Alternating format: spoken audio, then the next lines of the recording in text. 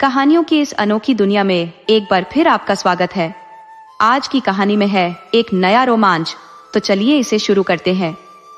बहुत समय पहले की बात है। एक छोटे से गांव जिसका नाम धर्मपुर था, वहां एक निर्धन ब्राह्मण अपने परिवार के साथ जीवन व्यतीत करता था। उसके परिवार में उसकी धर्मपत्नी, बालक और वृद्ध माता पिता शामिल थे। ब्राह्मण अपने परिवार का पालन पोषण भिक्षा मांगकर और पूजा पाठ करके करता था।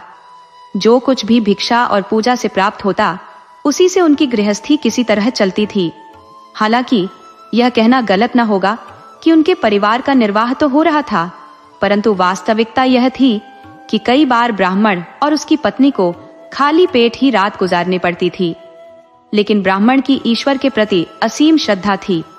उसका विश्वास भगवान में इस कदर गहरा था कि वह समय मिलते ही ईश्वर की आराधना में डूब जाता। धीरे धीरे उसकी भक्ति का प्रवाह और तीव्र होता गया और ऐसा प्रतीत होने लगा कि भगवान भी उसके भावों को आत्मसात करने लगे हैं। किंतु ईश्वर की कृपा इतनी शीघ्र फलित नहीं होती। कुछ समय बीता और धर्मपुर गांव को भयंकर अकाल ने अपनी चपेट में ले लिया। गांव के हर कोने में भूख और संकट ने अपने पांव पसार लिए। धीरे धीरे स्थिति ऐसी हो गई कि ब्राह्मण को भी भिक्षा मिलना बंद हो गया। एक दिन दोपहर के बाद जब ब्राह्मण खाली भिक्षा पात्र लेकर अपनी छोटी सी झोपड़ी में लौटा, तो उसकी पत्नी बेसब्री से उसकी प्रतीक्षा कर रही थी। जैसे ही उसने खाली भिक्षा पात्र देखा, उसकी आंखों में मायूसी छा गई। पत्नी ने कहा, स्वामी, घर में अब खाने को कुछ भी शेष नहीं बचा है। आटा, चावल, दाल, नमक, शक्कर, गुड़ और आलू जैसी सारी आवश्यक वस्तुएं समाप्त हो चुकी हैं। कल जब आप भिक्षा के लिए जाएंगे तो वापसी में कुछ राशन अवश्य ले आइएगा। ब्राह्मण, जो भगवान विष्णु की भक्ति में सदैव लीन रहता था, शांत भाव से बोला, भाग्यवान, जैसा मेरे विष्णु जी की कृपा होगी वैसा ही होगा। पत्नी की आंखें भर आईं। वह बोली, हे स्वामी, मैं और आप तो किसी प्रकार भूख सहन कर ही लेते हैं, परंतु माता पिता और छोटे बच्चों को भूखे देखकर मेरा हृदय व्याकुल हो उठता है। उनका दुख मुझसे सहा नहीं जाता। इतना कहते कहते उसकी आवाज भारी हो गई। ब्राह्मण ने उसे सांत्वना देते हुए कहा, भाग्यवान, धैर्य रखो। यदि भगवान की इच्छा हुई तो कल मैं अवश्य घर के लिए आवश्यक वस्तुएं लेकर लौटूंगा। अगले ही प्रातः ब्राह्मण अपने खाली भिक्षा पात्र को लेकर घर से निकल पड़ा। किंतु आज उसने अपना रुख गांव की गलियों से हटाकर घने जंगल की ओर कर लिया। जंगल पहुंचकर उसने सूखी लकड़ियों को एकत्र किया और उन्हें कसकर बांध लिया। इसके बाद वह बाजार की ओर प्रस्थान करने लगा, जो उसके गांव से थोड़ी दूरी पर स्थित था। बाजार के समीप पहुंचने ही वाला था कि उसे पीछे से किसी वृद्ध का पुकारना सुनाई दिया। बूढ़े व्यक्ति ने आवाज देकर कहा, अरे भाई, इतने बड़े लकड़ी के गट्ठर के साथ कहां जा रहे हो? इस ठंड में थोड़ा लकड़ी मुझे भी दे दो। आग जलाकर अपनी ठिठुरन मिटा लूंगा। ब्राह्मण ने उस व्यक्ति की बातों को ध्यानपूर्वक सुना और अपने लकड़ी के गट्ठर का 1/4 हिस्सा उसे सौंप दिया। वृद्ध फकीर ने यह देखकर उसे अपार आशीर्वाद दिए। वह बोला, हे सज्जन, तुम्हारे परिवार पर ईश्वर की अनंत कृपा बनी रहे। तुम्हारे घर में सदा सुख समृद्धि हो। तुम्हारे सारे कष्ट शीघ्र दूर हों। कुछ समय बाद ब्राह्मण बाजार पहुंचा। उसने अपने बचे हुए लकड़ियों के गट्ठर को भूमि पर रखा ही था कि अचानक 4-5 व्यक्ति उसके पास दौड़ते हुए आ पहुंचे। उनमें से एक ने विनम्रता से कहा, भाई, कृपया ये सारी लकड़ियां हमें दे दो। हमें इनकी बहुत आवश्यकता है। ब्राह्मण ने थोड़ा अचरज भरे स्वर में कहा, भाइयों, मैं ये लकड़ियां बेचने आया हूं।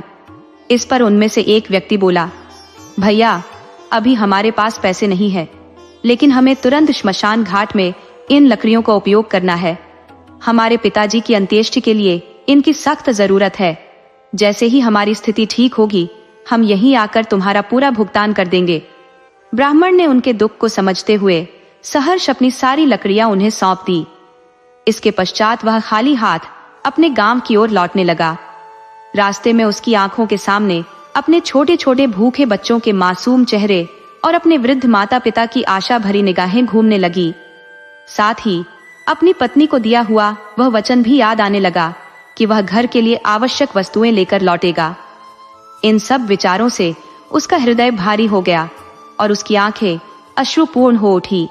चलते चलते उसके गालों पर आंसुओं की बूंदें लुढ़कती रही, परंतु मन में कहीं न कहीं यह संतोष भी था कि उसने किसी और के दुख को कम किया है। आज अरुणा ने अपनी दिनचर्या से इतर कुछ नया करने की ठानी, परंतु परिणाम स्वरूप उन्हें धन लाभ की कोई संभावना प्राप्त नहीं हो सकी। फिर भी उस ब्राह्मण के हृदय में अपने पालनहार भगवान श्री विष्णु के प्रति अडिग विश्वास था। संध्या का समय निकट आ चुका था और ब्राह्मण के लिए अपने कदमों को घर की ओर बढ़ाना कठिन प्रतीत हो रहा था। पत्नी से किया गया वादा पूरा न कर पाने का बोझ उनके मन को व्यथित कर रहा था। गांव के प्रवेश से पहले मार्ग में एक विशाल पीपल का वृक्ष खड़ा था, जहां ब्राह्मण प्रायः ध्यानस्थ होकर प्रभु के नाम का कीर्तन किया करते थे। आज जब उनके अंतर्मन में निराशा की आंधी चल रही थी, तो वह वृक्ष के नीचे जाकर बैठ गए। उन्होंने अपना समस्त दुख और चिंताएं भगवान को अर्पित कर भजन कीर्तन आरंभ कर दिया। उनकी यह अपार श्रद्धा और भक्ति देखकर भगवान श्री विष्णु का हृदय दया से भर गया। उन्होंने अपने भक्त की सहायता का निश्चय किया। भगवान ने मानव रूप धारण कर ब्राह्मण की कुटिया का द्वार खटखटाया। दरवाजा खोलते ही ब्राह्मण की पत्नी ने प्रश्न किया, आप कौन है? भगवान मुस्कुराते हुए बोले, देवी, सेवक की पहचान क्या होती है? जैसे आपके पति अपने आराध्य के सेवक है, वैसे ही मैं उनका सेवक हूँ। ये राशन का सामान ब्राह्मण जी ने मेरे द्वारा भेजा है, कृपया इसे स्वीकार करें। ये सुनकर ब्राह्मण की पत्नी ने द्वार पूरा खोल दिया। फिर जो दृश्य सामने आया उसने उन्हें विस्मित कर दिया। घर में इतना राशन आने लगा कि प्रत्येक कोना भर गया। पत्नी ने आश्चर्यचकित होकर पुनः पूछा, क्या सच में यह सब मेरे पति ने भिजवाया है? भगवान बोले, हाँ देवी, आज किसी सच्चे दानी ने उनके भिक्षा पात्र में भरपूर दान दिया है, उसी का यह प्रतिफल है। अब और स्थान बताइए, क्योंकि यह आशीर्वाद अनवरत आने वाला है। धीरे धीरे संध्या ने विदा ली और रात का अंधकार अपनी चादर फैलाने लगा। घर में भरा हुआ सामान देखकर बच्चे अत्यंत प्रसन्न हो गए। वे कभी चीनी के बोरे से चीनी निकाल कर छकते, तो कभी गुड़ का स्वाद लेते। उनकी प्रसन्नता का ठिकाना न था। उधर ब्राह्मण की पत्नी को चिंता सता रही थी कि इतने सामान के बावजूद उनके पति अभी तक घर क्यों नहीं लौटे। सामान व्यवस्थित करते करते वह थक चुकी थी, परंतु परिवार के अन्य सदस्य, विशेषकर बच्चे, आनंद और उत्साह में सराबोर थे। घर में भरा वह सामान भगवान की कृपा का जीवंत प्रमाण बन चुका था। उधर राममन जी अब तक घर नहीं लौटे थे, लेकिन घर में सामान आने का सिलसिला अब भी अनवरत चल रहा था। अंततः ब्राह्मण की पत्नी ने दोनों हाथ जोड़ते हुए निवेदन किया, सेवक जी, शेष सामान हमारे घर के बगल वाली खाली जगह पर रखवा दें। कठिन दिनों में मेरे पतिदेव गांव के लोगों से भिक्षा लाकर ही परिवार का गुजारा करते थे, परंतु अब गांव के हालात बेहतर नहीं है, इसलिए जब वे लौट आएंगे तो आवश्यक चीजें छोड़कर बाकी सारा सामान हम अपने गांव वासियों को समर्पित कर देंगे। मुझे अभी अपने पति को ढूंढने भी जाना है, क्योंकि वे अब तक लौटे नहीं हैं। भगवान ने मुस्कुराते हुए कहा, जैसा आप चाहें देवी। संभवतः आपके स्वामी प्रभु की भक्ति में लीन होंगे। इतना कहकर भगवान वहां से चले गए, किंतु ब्राह्मण की पत्नी के त्याग और परोपकार की भावना ने भगवान को गहराई तक प्रभावित कर दिया। परिजनों ने ब्राह्मण की खोज आरंभ की। जब वे पीपल के वृक्ष के नीचे भजन में लीन दिखाई दिए, तो सभी उनकी ओर बढ़ने लगे। परिजनों को अपनी ओर आते देखकर ब्राह्मण चिंतित हो गए कि शायद परिवारजन भूख से व्याकुल होकर उन्हें ढूंढने निकले हैं। इसके पहले कि ब्राह्मण कुछ बोलते, उनकी पत्नी ने कहा, स्वामी, आज दान में आपको इतना सामान कैसे मिल गया? यह सुनकर ब्राह्मण क्षण भर के लिए अचंभित हो गए, परंतु बच्चों के हर्षित चेहरों को देखकर उन्हें समझ आ गया कि यह प्रभु की कृपा के सिवाय और कुछ नहीं हो सकता। पत्नी ने आगे कहा, स्वामी, हमारा भाग्य कैसा अद्भुत है कि दानदाता आपके आने से पहले ही घर में इतना सारा सामान पहुंचा गया। अब घर का हर कोना भर चुका है। मैंने शेष सामान बाहर रखवा दिया है, क्योंकि घर में और जगह नहीं है। ये सुनकर ब्राह्मण मुस्कुराए और बोले, देवता की कृपा ऐसी ही होती है। जब वे देना प्रारंभ करते हैं तो लेने वाले थक जाते हैं, परंतु उनकी कृपा का भंडार कभी खाली नहीं होता। घर लौटने के बाद ब्राह्मण और उनकी पत्नी ने अपनी आवश्यकता का सामान रखकर शेष सभी चीजें गांववासियों में बांट दी। गांव के लोग उनकी उदारता और निस्वार्थ भाव से इतने प्रभावित हुए कि उनका हृदय कृतज्ञता से भर गया। भगवान की कृपा से न केवल ब्राह्मण का परिवार बल्कि पूरा गांव सुख शांति से समृद्ध हो गया। जहां सच्चे भक्त और प्रभु का आशीर्वाद हो वहां दुख टिक ही नहीं सकता। चारों ओर सुख शांति का साम्राज्य स्थापित हो गया। इस प्रकार सच्चे भक्त ब्राह्मण की अडिग भक्ति ने भगवान को भी उनके सामने प्रकट होने के लिए विवश कर दिया।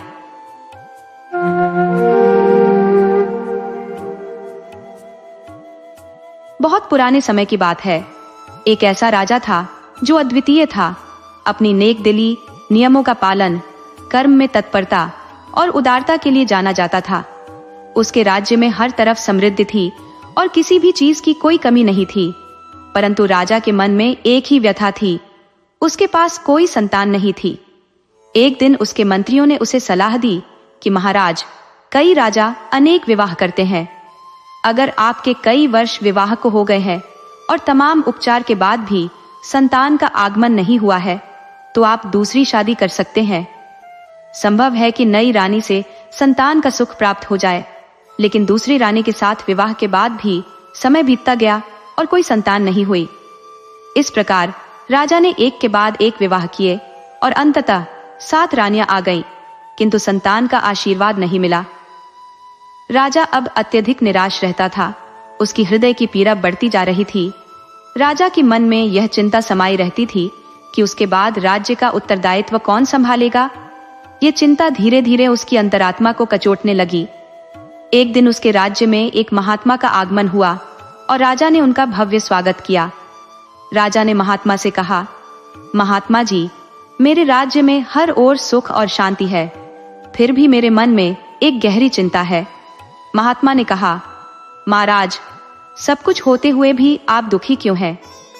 राजा ने अपनी व्यथा प्रकट करते हुए कहा, मैं अपनी प्रजा को अपनी संतान की तरह स्नेह देता हूँ, परंतु मुझे संतान का सुख नहीं प्राप्त हुआ। मुझे समझ नहीं आता ये कौन सा कर्म फल है जो मुझे भुगतना पड़ रहा है। महात्मा ने राजा की ज्योतिष गणना करते हुए कहा, महाराज, आपके भाग्य में संतान सुख लिखा है। यह सुनकर राजा का मन खिल उठा, जैसे डूबते को तिनके का सहारा मिल गया हो। महात्मा ने उन्हें आश्वासन देते हुए कहा, आप निश्चिंत रहें, आपको पुत्र का वरदान अवश्य प्राप्त होगा। इसके लिए आप प्रजा के साथ मिलकर पूजा अर्चना करवाएं। कार्तिक मास का स्नान और छठी माता की पूजा विशेष फलदायी होती है।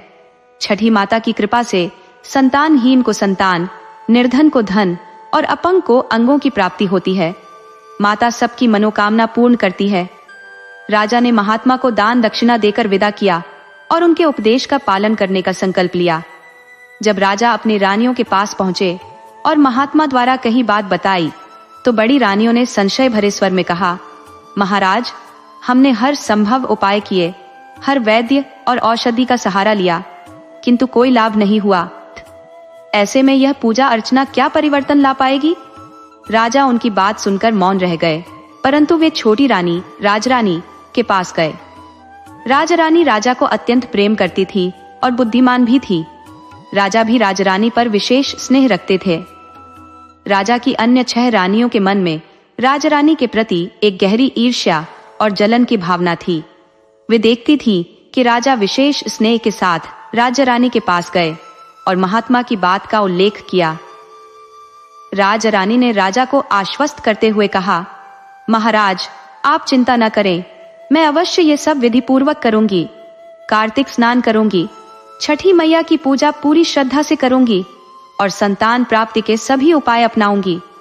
राजा को राजरानी की इस संकल्पनापूर्ण बात से संतोष हुआ और राजरानी भी अब कार्तिक माह की प्रतीक्षा करने लगी। धीरे धीरे समय बीतता गया और कार्तिक का महीना आ पहुंचा। अन्य रानियां इस पूजा पाठ के महत्व को समझने में रुचि नहीं रखती थी, बल्कि सोचती थी कि यदि हम कोई कर्म नहीं कर रही है तो राजरानी को भी इस कार्य से रोका जाए, ताकि वह राजा के निकट और प्रिय न बन सके। इस प्रकार अन्य 6 रानियां राजरानी को रोकने के लिए युक्तियां रचने लगी। जब कार्तिक माह का प्रारंभ हुआ और एक भोर के समय राजरानी स्नान के लिए तैयार हुई तो बड़ी रानी ने आग्रह किया, राजरानी, तुम मेरी छोटी बहन समान हो और आज मुझे भारी पीड़ा हो रही है। क्या तुम मेरे सिर की मालिश कर सकती हो? राज रानी के मन में दुविधा थी, किंतु वह बड़ी रानी की बात को ठुकरा नहीं सकती थी। अतः स्नान स्थगित कर सिर की मालिश करने बैठ गई। हर नए दिन एक नई रानी बहाना बनाकर राजरानी को रोक लेती। इस प्रकार 6 दिन बीत गए और राजरानी कार्तिक स्नान नहीं कर पाई। अब वह चिंतित हो उठी कि यदि उसने यह संकल्प पूरा नहीं किया तो महात्मा जी द्वारा बताए गए फल की प्राप्ति कैसे होगी। राजा रानी की एक दासी, जो अत्यंत धार्मिक प्रवृत्ति की थी और हमेशा कार्तिक स्नान और पूजा किया करती थी, इस बात को भली भांति समझ रही थी। उसे यह भी पता था कि अन्य रानियां राजा रानी से ईर्ष्या करती है और इसी कारण से उसे गंगा स्नान करने से रोक रही है। इसलिए वह दासी प्रतिदिन गंगा स्नान करने जाती और वहां से थोड़ा पवित्र जल लाकर छोटी रानी को देती। वह कहती, रानी साहिबा, गंगा मैया का आशीर्वाद सर्वत्र है। यदि आप मन से प्रार्थना करें तो वे इस जल में भी प्रकट हो जाएंगी। इस विश्वास के साथ रानी महल में ही स्नान करते हुए गंगा मैया का स्मरण करती और उसी जल को गंगा जल मानकर स्नान कर लेती। इस प्रकार उसकी गंगा स्नान की प्रक्रिया पूरी हो जाती थी।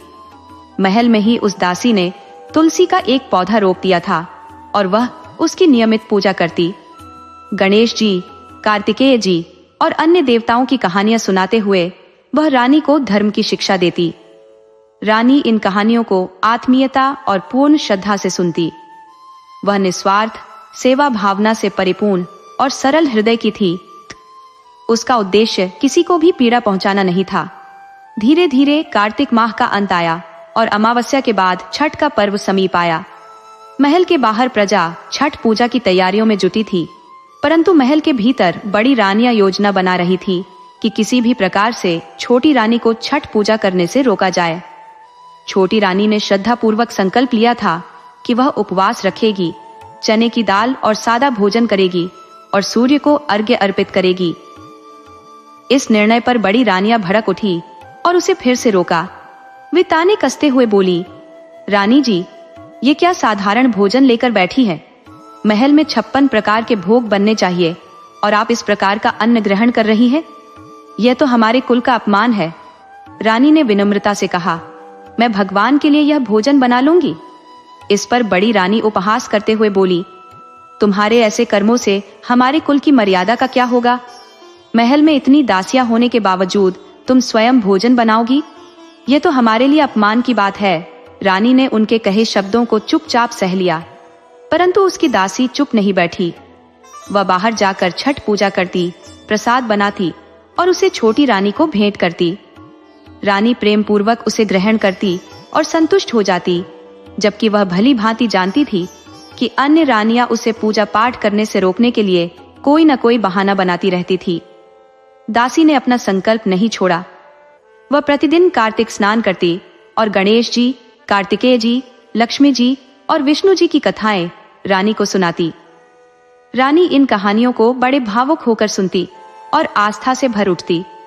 समय के साथ छठ पर्व भी समाप्त हो गया और रानी ने मन ही मन समझा कि बड़ी रानियां उसे पूजा करने नहीं दे रही है। राजा राज्य के कार्यों में इतना व्यस्त रहते कि रानी उनसे कुछ कहने का साहस नहीं कर पाती। वैसे भी बड़ी रानियों की बातें राजा अधिक महत्व देते थे और राज्य रानी उनकी चालों को समझते हुए भी मौन रह जाती थी। राजा, जो कि कान के कच्चे और जल्दी क्रोधित हो जाने वाले थे, छोटी रानी इस बात को भली भांति जानती थी कि उन्हें किसी प्रकार की शिकायत करना उचित नहीं होगा। समय धीरे धीरे बीतता गया और छठी मैया की अनुकंपा से छोटी रानी के गर्भवती होने का सौभाग्य प्राप्त हुआ। जब यह समाचार अन्य 6 रानियों तक पहुंचा तो ईर्ष्या के कारण उनकी आत्मा मानो जल उठी।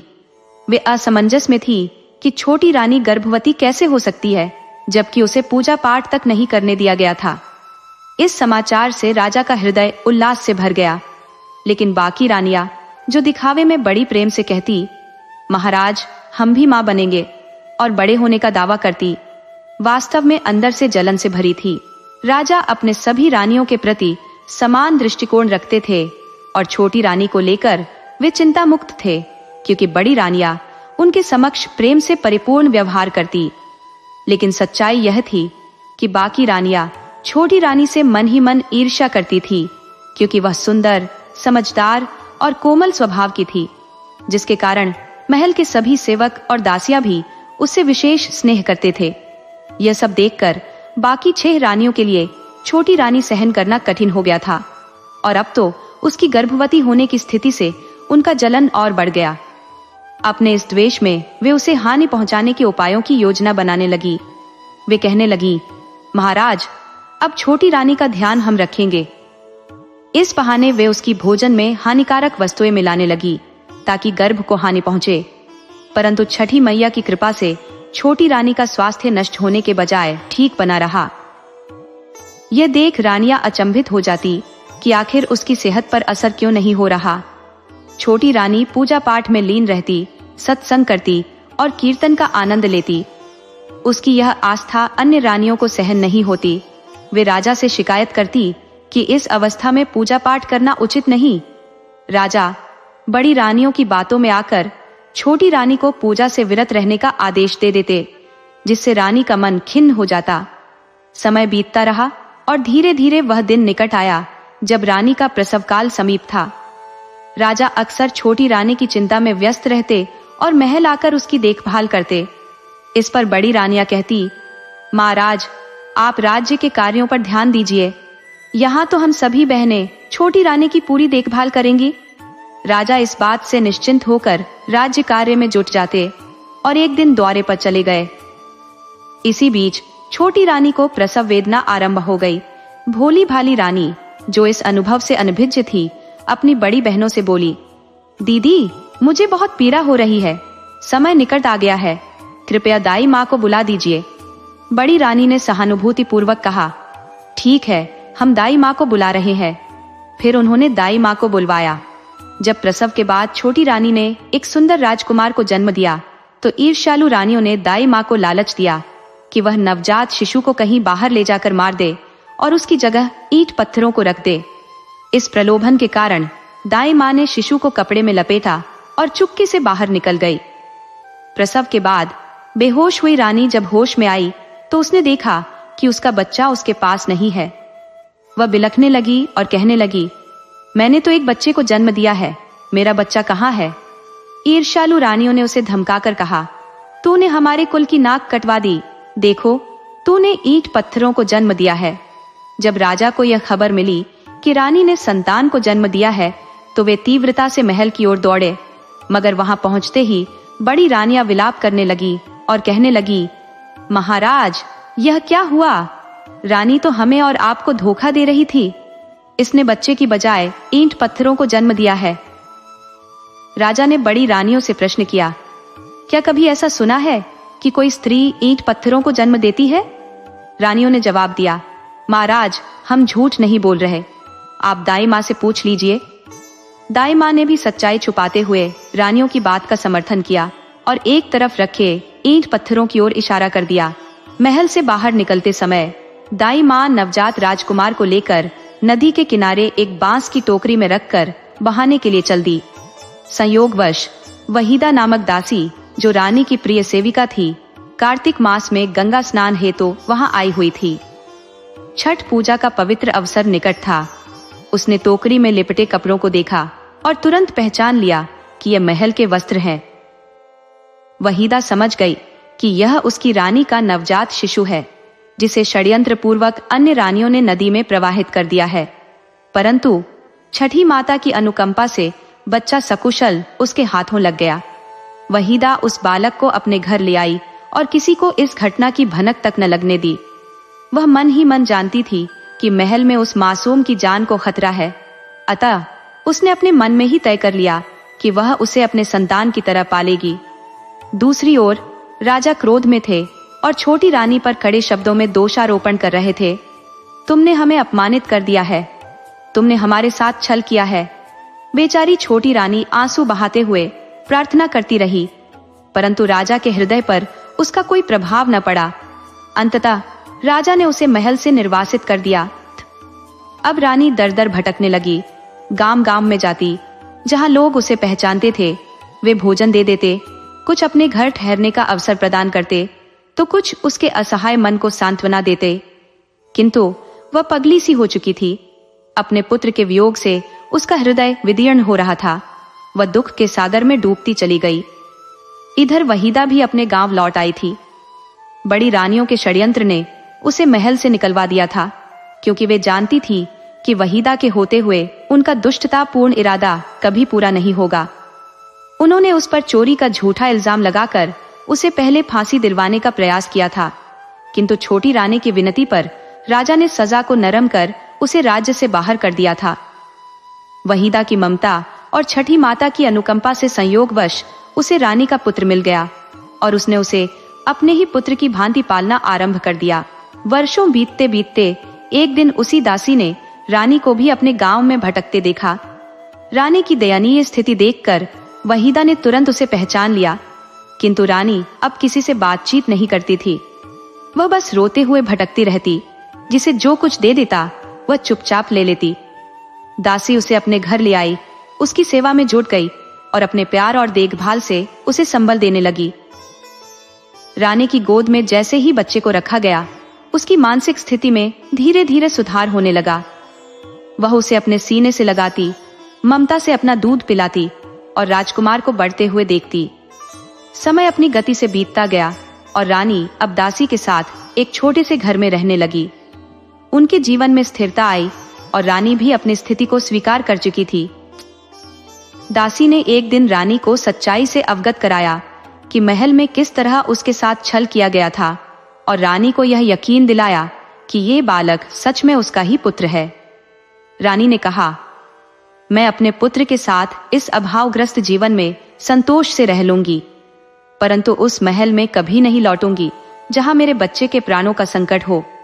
अब तीनों, रानी, दासी और राजकुमार साथ रहते, मेहनत मजदूरी करते और जीवन का निर्वाह करते।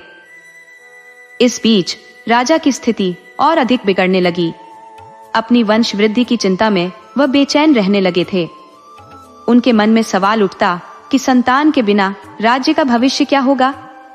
उन्हें इस बात का तनिक भी आभास नहीं था कि उनकी वास्तविक संतान तो जीवित है और उनके ही राज्य में पल रही है। महल में बाकी रानियां बेफिक्र और स्वतंत्रता से अपने मन की करती। महल की दासियां भी उनसे भय खाती और उनके विरुद्ध बोलने का साहस किसी में न था। वहीं राजकुमार 5 वर्ष का हो चुका था। रानी ने उसे घर पर ही शस्त्र विद्या का प्रशिक्षण देना आरंभ कर दिया था।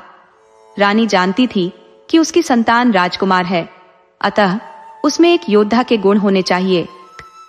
एक दिन वह अपने पुत्र को लेकर राजा के गुरु के आश्रम में पहुंची, जहां केवल राज परिवार के बच्चे ही शिक्षा ग्रहण करते थे। रानी ने अपना परिचय छिपा लिया और याचना करते हुए अपने पुत्र को आश्रम में शिक्षा के लिए दाखिला दिलवाया। समय के साथ राजकुमार ने घुड़सवारी, शस्त्र विद्या और वे सभी गुण सीख लिए जो एक योद्धा और राजकुमार में होने चाहिए। जब वह 16 वर्ष का युवा हुआ तो सभी कलाओं में निपुण बन चुका था। अब वह अपनी मां के पास लौट आया, लेकिन उसे अब तक यह पता नहीं था कि वह एक राजकुमार है। राजकुमार ने अपनी मां से विदा ली और जीवन का अर्थ तलाशने के लिए एक नए सफर पर निकल पड़ा। वह अपनी मां और जो दासी थी, उस मां की सीमा को धीरे धीरे भूलने लगा था। वह कहने लगा कि अब मैं मेहनत करके कमाने के योग्य हो गया हूँ, तो अब से मैं ही कमाऊंगा। तुम सभी को अब मेहनत मजदूरी करने की आवश्यकता नहीं है। अब राजकुमार अपने पिता से मिलने उनके दरबार तक पहुंच गया। जब राजा ने उस युवक को देखा तो भीतर से एक अपनत्व का भाव जागा और बिना किसी संकोच के उसे काम के लिए स्वीकृति दे दी। रसोई का काम राजकुमार को सौंपा गया, जहां वह रसोई के कक्ष में रहने लगा। क्या पकाना है, क्या करना है, सब उसके अधीन कर दिया गया। राजकुमार की रुचियां रानी से मिलती जुलती थी और जो व्यंजन वह बनवाता उनमें से कई राजा को रानी की स्मृतियां ताजा करा देती और राजा की विरह वेदना को और गहरा कर देती। राजा उस युवक को देखता तो उसके मन में ख्याल आता कि यदि उसका बेटा जीवित होता तो शायद इस उम्र का होता। उसकी यह वेदना हृदय में बार बार चुभती। राजा उससे पूछता, तुम्हारे गांव का नाम क्या है और तुम्हारी माँ कौन है? युवक जवाब देता, मेरी माँ मजदूरी करती है। परंतु राजा को कभी यह आभास नहीं होता था कि वह युवक उसी का पुत्र हो सकता है। फिर भी कहीं न कहीं उसकी अंतरात्मा में एक इच्छा जागृत हो जाती कि काश यह मेरा ही पुत्र होता। इस विचार ने राजा के अंतर्मन को एक गहन अवसाद में डाल दिया। राजा का मन अब जीवन से ऊब गया था और एक दिन उसने सोचा कि इस तरह के अस्तित्व से तो मृत्यु ही बेहतर है। उसने नदी में छलांग लगाकर अपना जीवन समाप्त करने का निश्चय किया। जब राजा नदी के तट पर पहुंचा तो संयोगवश उस दिन छठ पूजा का पर्व था। तभी छठी माता प्रकट हुई, वृद्धा का रूप धरकर। उन्होंने राजा से पूछा, हे राजन, तुम इस कदर व्यथित क्यों हो और कहां जा रहे हो? राजा ने भारी मन से उत्तर दिया, हे माता, मैं संतानों के बिना बहुत दुखी हूँ। मेरी आयु ढल चुकी है और मेरे राज्य को देखने वाला कोई नहीं है। पड़ोसी राज्य मेरे विरुद्ध आक्रमण की योजना बना रहे हैं और मेरी सत्ता छीनने का अवसर खोज रहे हैं। राज्य की बागडोर किसके हाथ में सौंपूं? यही सोचकर मेरे मन में जीवन के प्रति निराशा आ गई है। मैं उस रानी से बहुत प्रेम करता था जिसने मुझसे छल किया और संतान का सुख मुझसे छीन लिया। यह सुनकर छठी माता ने उसे सांत्वना दी और कहा, राजन, तुम अकारण ही व्यथित हो। तुम्हारा पुत्र जीवित है और अब वह बड़ा हो गया है। राजा ने हैरान होकर कहा, हे वृद्धा माता, क्यों मेरा उपहास कर रही है? यदि मेरा पुत्र होता तो मैं इस तरह दुखी क्यों होता? तब छठी माता ने अपना असली रूप प्रकट करते हुए कहा, तुम्हारा पुत्र तुम्हारे महल में रसोइये के रूप में काम कर रहा है। उसी सच्चे सेवक ने तुम्हारे पुत्र को पाला है। तुम्हारे पुत्र का जन्म मेरे आशीर्वाद से हुआ था, लेकिन तुम्हारी अन्य रानियों ने षड्यंत्र कर उसे नदी में बहा दिया था। किंतु वह बालक बच गया और तुम्हारी उसी सच्ची सेविका को प्राप्त हुआ जिसने उसे अपनी संतान की तरह पाला। ईश्वर सदैव उन्हीं का साथ देते हैं जिनके हृदय में सच्चाई होती है। यह सब जानकर राजा की प्रसन्नता का ठिकाना न रहा। छठी माता राजा को आशीर्वाद देकर अंतर्ध्यान हो गई। महल लौटते ही राजा का मस्तिष्क आक्रोश से भर उठा, जिसे देख रानियां सहम गईं कि राजा को अचानक क्या हो गया है। राजा ने आदेश दिया कि सभी 6 रानियों को कारागार में डाल दिया जाए। रानियां अचंभित थीं, परंतु राजा उनकी ओर देखे बिना सीधे रसोई घर में पहुंचे और वहां रसोई का कार्य कर रहे युवक को अपने हृदय से लगा लिया। युवक हतप्रभ रह गया। उसने विनम्रता से कहा, महाराज, कृपया मेरी निर्धनता का उपहास न करें। राजा ने स्नेहपूर्वक उत्तर दिया, तुम मेरे पुत्र हो, मेरे प्राण। मैंने हमेशा महसूस किया कि हमारा कोई गहरा संबंध है। राजा ने आदर पूर्वक उसे अपने पास बैठाया और उसकी माँ के विषय में पूछा। युवक ने कहा, महाराज, मेरी माँ एक निर्धन मजदूर है। आपसे कोई भ्रांति हो गई है। राजा ने तत्काल सैनिकों को आदेश दिया कि युवक की माँ को ढूंढकर लाया जाए। सैनिक गांव गांव जाकर उसकी माँ को खोज लाए। राजा ने उस महिला के सामने हाथ जोड़ लिए और विनम्रता से कहा, मैंने तुम्हारा अन्याय किया, तुम्हारे सच पर विश्वास नहीं किया और छल करने वाली रानियों की बातों में आ गया। आज मुझे अपने भूल का भयंकर परिणाम समझ में आया है। मैं तुम दोनों के बिना बहुत तड़पा हूँ। महिला ने भी राजा के चरणों में अपना मस्तक झुका दिया और अपने पुत्र से कहा, पुत्र, यही तुम्हारे पिता है। उसने राजा को बताया कि कैसे दुष्ट रानियों ने उस पर चोरी का झूठा आरोप लगाकर उसे महल से निकाल दिया था और कैसे प्रसव के समय उसके पुत्र को नदी में बहा दिया था। लेकिन माता रानी की कृपा से वो बालक उसे मिल गया और उसने उसे अपनी संतान की तरह पाला। राजा ने दासी के आगे हाथ जोड़कर कृतज्ञता व्यक्त की। यदि तुम न होती तो मेरे पुत्र का क्या होता? दासी ने विनम्रता पूर्वक कहा, महाराज, ये सब छठी मैया की लीला थी। राजा ने उस महिला को उचित सम्मान देकर सिंहासन के पास स्थान दिया और अपनी पुत्रवधू घोषित कर दिया। जब राजा ने कारागार में बंद 6 रानियों के विषय में पूछा तो महिला ने कहा, महाराज, उन्हें भी वही दंड दिया जाए जो मुझे मिला था। इसके बाद उन 6 रानियों के आभूषण और राजसी वस्त्र उतार लिए गए और न्याय के अनुसार उन्हें उनके किए का दंड दिया गया। उन्हें साधारण वस्त्र पहनाए गए, दासियों के समान, और महल से निष्कासित कर दिया गया। उन्होंने रो रो कर क्षमा याचना की, गिड़गिड़ाई, परंतु राजा ने कठोरता से उत्तर दिया, तुम्हारे अपराध की सजा तो मृत्यु होनी चाहिए थी, किंतु रानी की इच्छा ही सर्वोपरि है। तुमने अत्यंत अधम कृत्य किए हैं, अतः अब तुम्हारा स्थान महल में नहीं है। निष्कासन के बाद वे दर बदर भटकने लगी, न कोई काम देता, न भोजन का प्रबंध करता। क्योंकि जनता पहले से ही उनके प्रति नाराज थी। छोटी रानी का सभी सम्मान करते थे और अब राजमहल में रानी और राजकुमार के प्रति सबके हर्ष और जयकारों की गूंज सुनाई देने लगी। छठी मैया का पर्व भी निकट था। यह नहाए खाए से आरंभ होकर 3 दिन चलता है।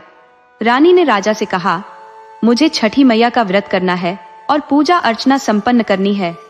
राजा अत्यंत प्रसन्न हुए और पूरे नगर में घोषणा करवा दी कि जो भी संतान, धन धान्य और सुख समृद्धि की आकांक्षा रखते हैं वे छठी मैया की आराधना करें। नगर वासियों और रानी ने एकत्र होकर छठी मैया की पूजा में भाग लिया। उन्होंने विभिन्न पकवान बनाए और नदी तट पर संध्या में डूबते सूर्य को अर्घ्य अर्पित किया। फिर अगले दिन प्रातः उदित सूर्य को अर्घ्य दिया। छठी मैया उनकी श्रद्धा और समर्पण से प्रसन्न होकर प्रकट हुई और राजा पर अपनी कृपा बरसाई। उन्होंने आशीर्वाद दिया, हे राजन, जैसे मैंने तुम्हें संतान का सुख दिया है वैसे ही जिन स्त्रियों के संतान नहीं है उन्हें संतान का वरदान दो। जो गरीब है उन्हें अन्न धन से परिपूर्ण करो ताकि उनका जीवन समृद्ध और संतोषपूर्ण हो।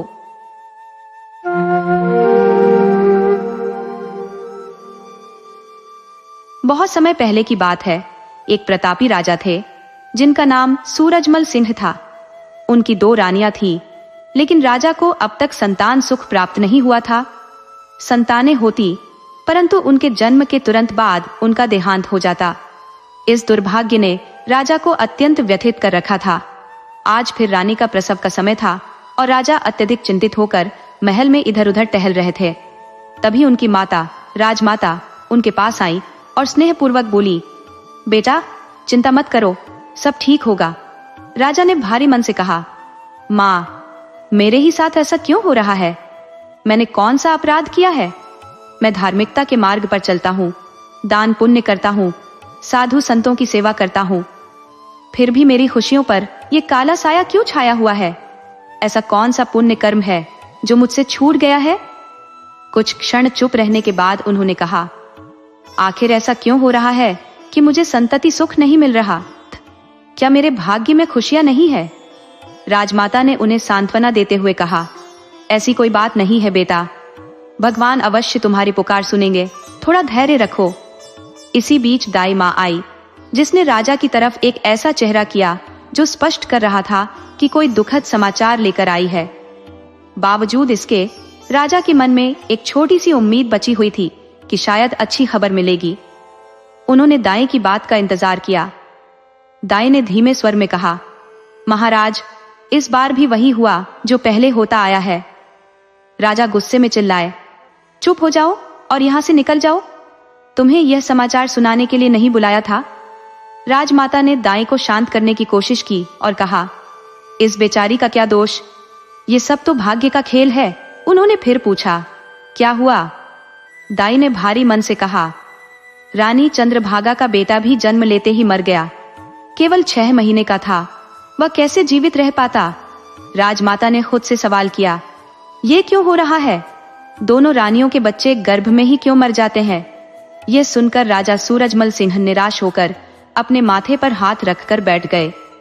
दाई ने कहा, महाराज, क्षमा करें, मैं ऐसा नहीं कहना चाहती थी। शायद हमारे भाग्य में ही संतान सुख नहीं लिखा है। राजा ने गुस्से से कहा, तुम कहना क्या चाह रही हो? क्या सच में हमारे भाग्य में संतान नहीं है? दाई ने डरते हुए कहा, महाराज, कृपया मुझे क्षमा करें, मैंने ऐसा कुछ कहने का इरादा नहीं किया था। राजा ने क्रोध में दाई को वहां से निकल जाने का आदेश दिया। दाई तुरंत वहां से चली गई। इसके बाद राजा ने उदास होकर अपनी माँ से कहा, माँ, देखो, अब तो ये छोटे लोग भी मुझे ऐसी बातें कहने लगे हैं, तुम ही बताओ मैं क्या करूं? राजमाता ने राजा से कहा, अब तुम्हें कुछ नहीं करना है, सब मैं संभालूंगी। कल ही कुलगुरु और राजगुरु को बुलाऊंगी और उनसे समाधान पूछूंगी। उधर नीलम तालाब के किनारे एक पत्थर पर बैठी पानी से खेल रही थी। जैसे ही कमली पीछे से आई, नीलम ने बिना पीछे देखे ही कहा, आज फिर चाची से डांट खाई? कमली ने हंसते हुए कहा, मुझे पता न चलेगा तो किसे चलेगा? मैं तुम्हारी बचपन की सखी हूँ, तुम्हारी हर आदत जानती हूँ, जब भी तुम उदास होती हो यही आती हो। नीलम ने सवाल किया, और तुम यहाँ क्यों आई हो? कमली ने झिड़कते हुए कहा, तुम्हें तो कुछ समझ ही नहीं आता। बेचारी दादी के बारे में सोचा भी है? मैं तुम्हें ढूंढते हुए आई हूँ। दादी ने मुझे तुम्हें वापस लाने भेजा है। नीलम हैरानी से बोली, दादी ने भेजा है? कमली ने सिर पर हाथ मारते हुए कहा, चलो अब, दादी इंतजार कर रही है। नीलम एक साधारण से दिखने वाली लड़की थी। छोटा कद, चेहरे में खास कुछ नहीं, पर उसकी आंखें बहुत गहरी और खूबसूरत थी। दादी, जिनका नाम नीलांजना था, नीलम से बहुत प्रेम करती थी। नीलम के माता पिता बचपन में ही दुनिया छोड़ चुके थे और वह अपने चाचा चाची के घर भोज की तरह रह रही थी। उनका व्यवहार उसे दिन रात नश्त्र की तरह चुभता था, पर दादी का स्नेह उसे सहनशील बनाए रखता था। घर पहुंचते ही नीलम दादी से लिपट गई, पर दादी नाराज थी। उन्होंने गंभीर स्वर में कहा, कमली, देख, इसे ले जाओ, मैं इससे बात नहीं कर रही। नीलम ने दादी के गालों पर हाथ रखते हुए कहा, दादी, मुझसे नाराज हो? मुझसे बात नहीं करोगी तो मैं हमेशा के लिए चली जाऊंगी। दादी ने उसे गले लगाते हुए कहा, ऐसी बातें मत किया कर। कमली ने चुटकी ली, अरे दादी, एक दिन तो इसे ससुराल जाना ही है। दादी ने मुस्कुराते हुए कहा, हाँ, पर अभी इसकी कुंडली भी देखनी है। इसके बाद पंडिताइन से कहा, ये नीलम की कुंडली है, इसे पंडित जी को दिखाकर इसके विवाह का योग पूछना। रात को जब पंडित जी खाना खाकर सोने लगे, पंडिताइन ने नीलम की कुंडली उनके सामने रख दी। नीलम की कुंडली देखते ही पंडित जी के चेहरे पर चिंता की गहरी लकीरें उभर आईं। पंडिताइन ने प्रश्न किया, क्या हुआ? कुछ कहा नहीं। नीलम की शादी के योग है या नहीं? आप ही उसके लिए कोई लड़का देख लीजिए, बेचारी अनाथ है। अच्छा रिश्ता मिल जाए तो उसकी दादी की भी चिंता दूर हो जाएगी। पंडित जी मौन रहे। पंडिताइन ने दोबारा कहा, कुछ तो बताइए, आप चुप क्यों हैं? पंडित जी गंभीर स्वर में बोले, कुंडली अद्वितीय है, बहुत ही दुर्लभ योग बने हैं, सभी शुभ ग्रह अपनी अपनी जगह पर स्थिर है। ये राजयोग वाली कुंडली है। इसका भाग्य शीघ्र बदलने वाला है और विवाह का भी प्रबल योग है। बहुत जल्दी ही यह संपन्न होगा। पंडिताइन ने आश्चर्य से कहा, राजयोग? वाह, पर अभी तो नीलम नौकरों की तरह अपने चाचा चाची के घर रह रही है। बेचारी, पंडित जी ने कहा, वही तो इस कुंडली की विचित्रता है। सुख और दुख साथ साथ चलने वाले हैं। जैसे नदी के किनारे कभी नहीं मिलते, वैसे ही इसके जीवन में सुख और दुख दोनों साथ रहेंगे। पंडिताइन चिंतित होकर बोली, तो फिर इसका भविष्य क्या होगा?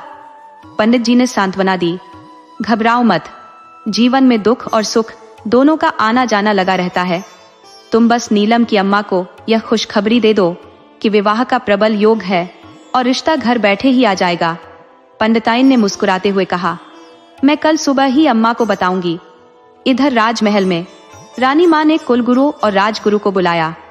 कुलगुरु ने कहा, रानी माँ, हमने पहले ही बताया था कि दोनों रानियों की कुंडलियों में दोष है, संतान प्राप्ति का योग नहीं बन रहा। समस्या राजा जी के ग्रहों में है, उनके ग्रह विपरीत स्थिति में है और रानियों के ग्रहों से मेल नहीं खाते, इसीलिए संतान प्राप्त नहीं हो पाती। रानी माँ निराश होकर बोली, इसका कोई उपाय नहीं है?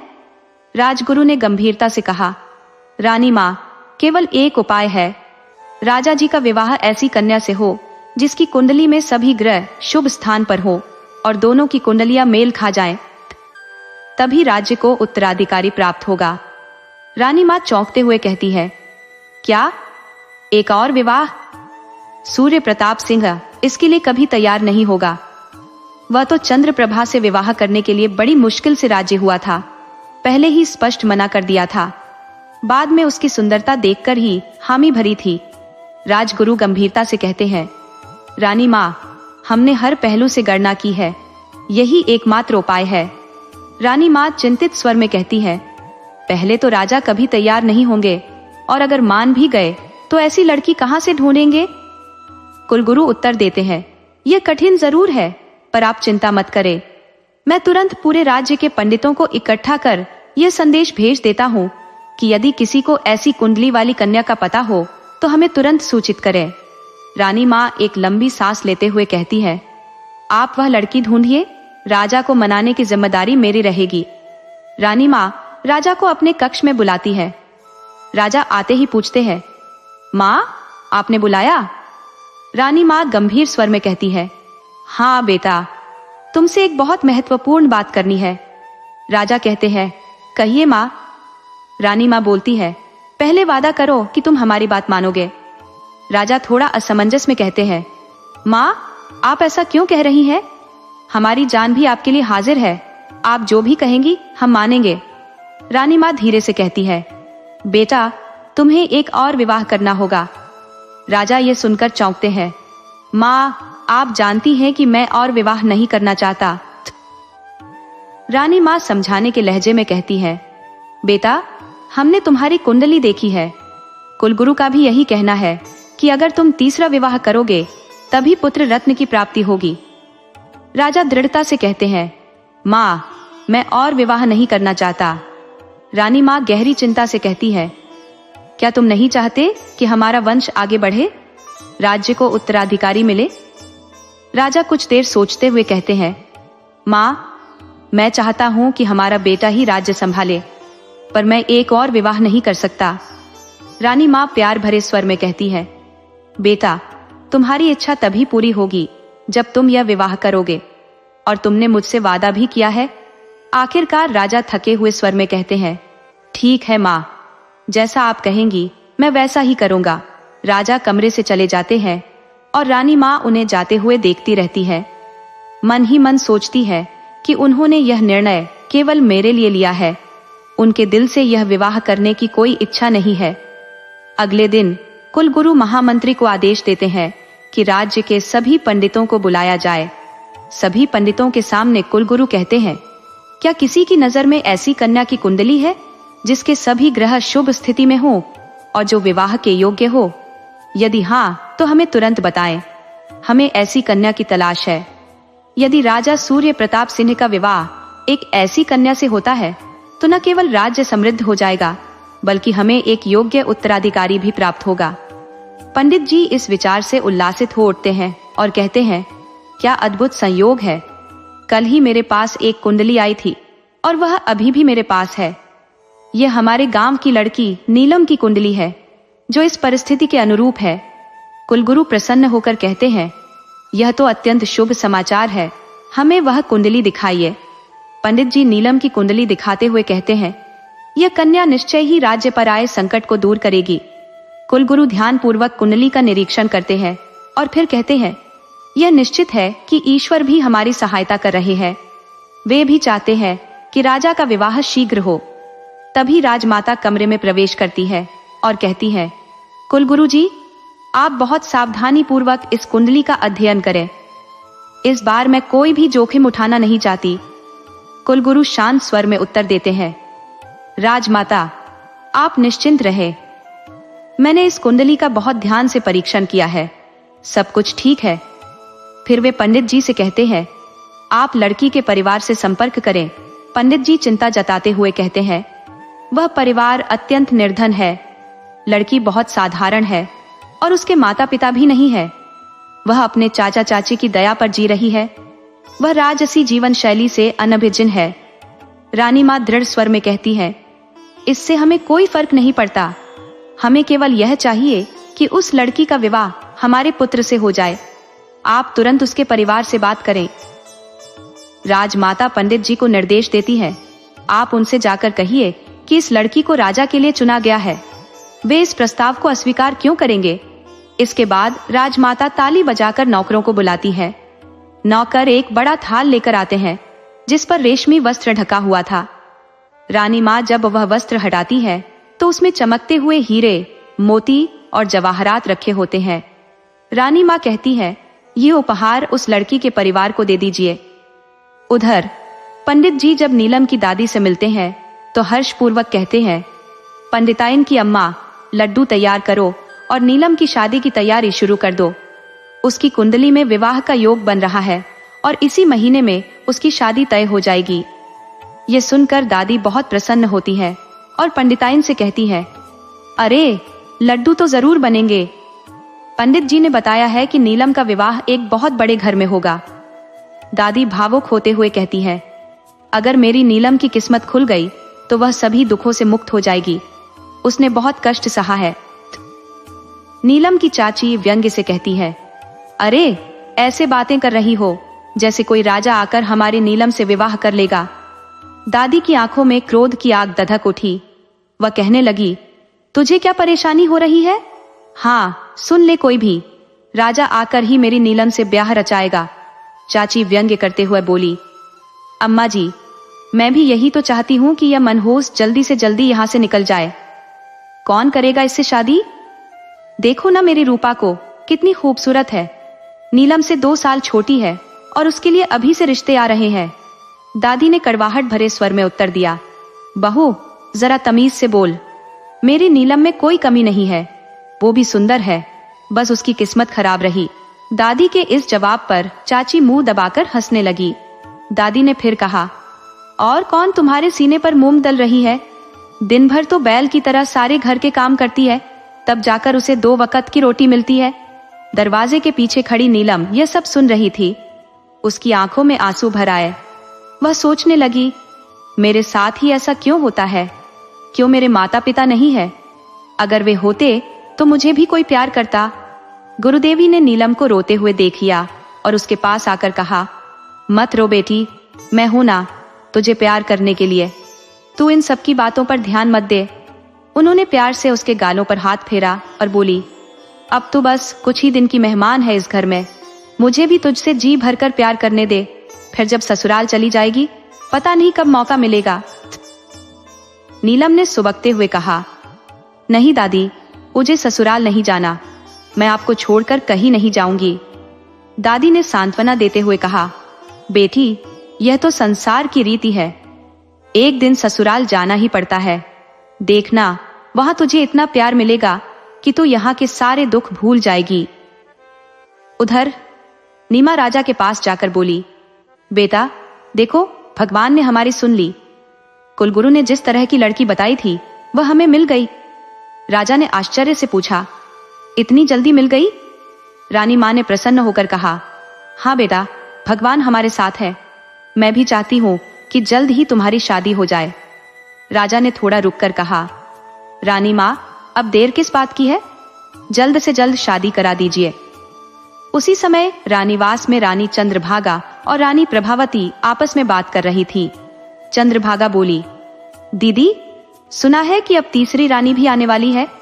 प्रभावती ने धीमे स्वर में उत्तर दिया, हाँ, सुना तो मैंने भी है, पर राजा साहब ऐसा कैसे कर सकते हैं? हमारी संतान नहीं बच रही है, इसमें हमारी क्या गलती है? चंद्रभागा ने आहत स्वर में कहा, यह हमारी गलती तो नहीं, राजा साहब को थोड़ा सब्र करना चाहिए था। प्रभावती ने गंभीरता से कहा, चंद्रभागा, रानियों की किस्मत ही ऐसी होती है। राजा कभी युद्ध जीत कर नई रानी लाता है, कभी मित्रता के नाम पर, और कभी उसे कोई पसंद आ जाती है। हम रानियों को यह सब सहन करना पड़ता है। चंद्रभागा ने कहा, मुझे तो भय सता रहा है, यदि वह अत्यधिक सुंदर हो गई तो राजा जी का हमसे मोह भंग हो जाएगा। प्रभावती ने उत्तर दिया, यही तो हुआ था जब तुम यहाँ आई थी, तब राजा जी मुझे पूरी तरह से भूल गए थे। अब तुम कभी कभी मेरे पास आती हो। चंद्रभागा की चिंता बढ़ गई। उसे लगा कि उसकी स्थिति भी प्रभावती जैसी हो जाएगी। इस बीच कमली नीलम को चिढ़ा रही थी, नीलम, अब तो तू चली जाएगी, फिर मैं रूपा से दोस्ती कर लूंगी। नीलम उदासी के साथ बोली, कमली तो मुझे भुला ही देगी। कमली उसे गले लगाते हुए बोली, नहीं पागल, मुझे तेरी बहुत याद आएगी। तेरे बिना मैं कैसे रहूंगी? मैं अपने बापू से कहूंगी कि जहां तेरा विवाह हो रहा है वही मेरा भी करा दे। और दोनों हंसने लगी। फिर नीलम गंभीर होकर बोली, कमली, क्या मेरा पति मुझे प्यार करेगा? कमली ने आश्चर्य से पूछा, तू ऐसा क्यों कह रही है? नीलम ने उदासी से उत्तर दिया, क्योंकि मैं इतनी सुंदर नहीं हूं। इसी बीच पंडित जी नीलम के चाचा के घर राजा द्वारा भेंट लेकर आए।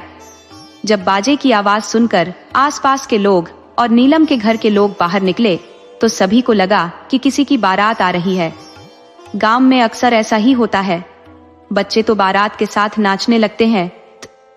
जब पंडित जी हाथी, घोड़े, सैनिक और डोली के साथ आते हैं तो सभी लोग आश्चर्यचकित होते हैं। लेकिन जब पंडिताइन पंडित जी को घोड़े पर सवार होकर गाजे बाजे के साथ आते देखती हैं तो वह अपना माथा पीट लेती है और कहती है, क्या हुआ पंडित जी, क्या बुढ़ापे में आपने दूसरा विवाह कर लिया? वह रोने लगती है और आसपास की महिलाएं उन्हें सांत्वना देने लगती हैं। नीलम और कमली के घर पास पास थे। जब पंडित जी घोड़े से उतरते हैं तो पंडिताइन दौड़कर उनके पास जाती है और उनके सीने पर मुक्के से प्रहार करते हुए विलाप करती है, आपने ये क्या किया? वह जमीन पर गिर जाती है। पंडित जी उन्हें उठाते हुए कहते हैं, अरे भाग्यवान, मेरी बात तो सुनो। लेकिन वह रोती रहती है। जब पंडित जी एक स्वर में बोलते हैं, भाग्यवान, पहले मेरी बात तो सुनो, तो वह चुप हो जाती है। पंडिताइन ने पूछा, क्या हुआ तुम्हें? क्या तुम्हें लगता है कि मैं कोई विवाह लेकर आया हूं? तब पंडित जी ने कहा, अरे मेरी भाग्य, नीलम के लिए रिश्ता आया है। ये सुनकर सभी लोग आश्चर्यचकित रह जाते हैं। फिर पंडित जी ने बताया, यह सब नीलम के लिए भेजा गया है। पंडित जी ने कहा, हमारी राजमाता ने भेजा है, नीलम को महारानी बनाना चाहती है। ये सुनकर चाची गिरते गिरते बची। चाची बोली, क्या ये हाथी, घोड़े, डोली सब नीलम के लिए है? क्या राजा जी उससे शादी करना चाहते हैं? चाचा ने कहा, पंडित जी, आप क्या बात कर रहे हैं? तब पंडित जी ने कहा, चलो भाई, घर के भीतर चलो, सारी बातें बताता हूँ। सब नीलम के घर के भीतर आ जाते हैं और जो लोग भीतर नहीं आ पाते वे घर के आसपास इस तरह इकट्ठा हो जाते हैं जैसे मधुमक्खियां अपने छत्ते को सुरक्षित रखती है। बच्चे उन्हें देखकर खुश हो जाते हैं। यह उनके लिए नया खेल बन जाता है और वे घोड़ों को देखने लगते हैं। यह पहला अवसर था जब गांव में पूरा लश्कर इस तरह आया था। नीलम और कमली इस सब से बेखबर तालाब के किनारे बैठकर आपस में बातें कर रही थी। पंडित जी सभी बातें चाचा को बताते हैं और कहते हैं, हमारे नीलम के तो भाग खुल गए हैं। राजा जी का रिश्ता घर बैठे आया है और यह सब भेंट रानी माँ ने भेजी है। हमें सभी को विवाह के लिए राजमहल बुलाया गया है। दादी ने कहा, राजा जी की पहले से 2 शादियां हो चुकी है। चाची ने उत्तर दिया, तुम कैसी बात कर रही हो अम्मा? राजा दोस्त तो शादी करते ही रहते हैं। अब यह सोचो, नीलम रानी बनेगी और राजमहल में रहेगी। दादी फिर सोच में पड़ गई और बोली, पर राजा की उम्र भी तो देखनी होगी। लेकिन वह अपनी बात नहीं कह पाई। चाची ने कहा, यह बुढ़िया पागल हो गई है। चाचा ने उसे घूरते हुए कहा। त्वचा की तुरंत संभल के बोलती है, अरे अम्मा, दीमा में लड़के की कौन सी उम्र देखी जाती है? तुम बस शादी की तैयारियां करो। चाचा और पंडित जी ने उसकी बात का समर्थन किया। दादी ने कहा, पर उन्होंने हमारे नीलम को देखा भी नहीं है। पंडित जी ने कहा, देखने और दिखाने में क्या फर्क पड़ता है? नीलम की कुंडली इतनी जबरदस्त थी कि रानी माँ ने आगे आकर उसका हाथ मान लिया। फिर दादी चुप हो गई। इस बीच राजमहल को दुल्हन की तरह सजाया जा रहा था। तरह तरह की रोशनी से जगमगा रहा था और रानी चंद्रभागा का दिल धड़क रहा था। वह विश्वास ही नहीं कर पा रही थी कि राजा जी उसे श्री रानी के साथ कैसे बांटेंगे। वह सोचती है, राजा जी मुझे भूल जाएंगे। वह अपने चेहरे को देखती है और कहती है, मैं सुंदर हूँ, लेकिन यदि मैं हूर की परी हुई तो? फिर वह अपने चेहरे पर पाउडर की परत चढ़ाकर कहती है, मुझसे सुंदर कोई नहीं। इतने में एक दासी ने कहा, रानी, सारी बात राजा जी पधार रहे हैं। चंद्रभागा बहुत खुश हो जाती है। वह अपने वस्त्र और गहनों को ठीक करती है और पलकों पर बैठ जाती है। राजा आते हैं और कहते हैं, रानी जी, अब आपका स्वास्थ्य कैसा है? चंद्रभागा कहती है, ठीक है राजा साहब, लेकिन राजकुमार को खोने का गम मुझे दुखी कर देता है। राजा कहते हैं, हाँ रानी जी, हमें भी अपने राजकुमार के खोने का दुख है, लेकिन क्या करें, ईश्वर को यही मंजूर था। पता नहीं वह हमारी गोद में कब आएगा।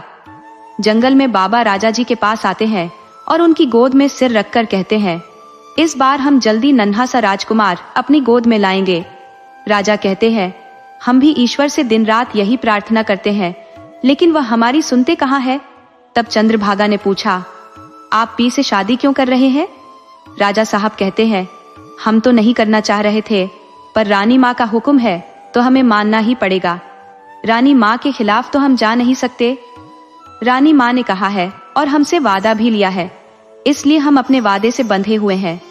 उधर नीलम और कमली जब घर लौटती हैं, तो इतनी चहल पहल और हाथी घोड़ों को देखकर हैरान रह जाती है। कमली कहती है, ये क्या हो गया? हम कहीं गलत जगह तो नहीं आ गई? नीलम उसे जवाब देती है, अरे नहीं रे, मैं देखो, ये तो हमारा गांव है। वे देखती है कि पूरा गांव स्वामी आने के लिए सजा हुआ है। मैदान में सड़कों पर जाजिम बिछे हुए हैं, जगह जगह बड़े बड़े झूले बने हैं और बड़े पतीलों में खाना बन रहा है। अलग अलग भगवानों की खुशबू आ रही है और मिठाइयाँ भी बहुत अच्छे से बन रही है। लगभग पूरा गांव इस काम में लगा हुआ है। इतने में किसी की नजर नीलम पर पड़ती है और वह चिल्लाकर बोलता है, अरे नीलम आ गई। बस फिर क्या था, सभी लोग नीलम के पास इकट्ठा हो जाते हैं। सब नीलम को घेर कर खड़े हो जाते हैं और अलग अलग आवाजें आने लगती है। हमारे नीलम कितनी भाग्यवान है ना, मुझे तो पहले से ही पता था कि एक दिन ये रानी बनेगी। कितनी अच्छी है, सबकी सहायता करती है। भगवान ऐसे लोगों को ही फल देते हैं। नीलम को बड़ा आश्चर्य होता है, क्योंकि उसने अभी तक अपने बारे में यही सुना था कि वह अपशगुन लाती है। वह सोचती है, कल मेरे माँ बाप ने कहा था कि मैंने मनोज का मुंह देख लिया और अब ये उलटी गंगा कैसे बह रही है। फिर भी दादी और नानिया जो बलाएं लेने लगी, गाने लगी। गांव की बहुएं नजर उतारने के लिए होड़ करने लगी। कोई राय लोन से, कोई मिर्ची से और कोई तावीज गले में बांधने लगी। सब लोग बधाई देने लगे। नीलम को कुछ समझ नहीं आ रहा था। इतने में उसकी चाची आती है, जो कभी भी सीधे नीलम के पास पहुंचकर उसके सिर पर हाथ फेरकर कहती है, क्यों इतनी भीड़ लगाकर मेरी बच्ची को परेशान कर रहे हो? देखो ना, कितना पसीना पसीना हो गई है, कितनी गर्मी लग रही है मेरी बच्ची को। चल बेटी, घर चल। चाची हाथ पकड़कर नीलम को घर के अंदर ले जाती है। नीलम को तो विश्वास ही नहीं होता कि ये क्या हो रहा है। वह कमली से कहती है, मुझे जरा तो काट, कहीं मैं सपना तो नहीं देख रही। वह अपने हाथ पर चिकोटी काटती है और उसके मुंह से आवाज निकलती है, नहीं, ये सपना नहीं है, ये सब सच हो रहा है। चाची उसे अंदर ले जाकर बैठा देती है। रूपा पंखा करने लगती है और कहती है, जरा अच्छे से पंखा जन दीदी को, पसीना नहीं आना चाहिए। पास में चाची के मुंह से निकलता है, दीदी, तेरी माँ तुझे याद कर रही थी। कमली अपने घर चली जाती है। फिर अपने बेटे रघु से कहती है, जा पानी लेकर आ दीदी के लिए। थोड़ी देर रुककर वह कहती है, ऐसा कर लेना। फिर चाची नीलम के सिर पर हाथ रखकर कहती है, बेटा, आज से पहले मैंने तेरी पसंद का बादाम का हलवा बनाया है, जो तुझे बहुत पसंद है ना। और हलवा अपने हाथों से खिलाने लगती है। नीलम को तो समझ नहीं आ रहा है कि क्या हो रहा है। चाची का प्यार देखकर नीलम की आंखों से आंसू बहने लगे।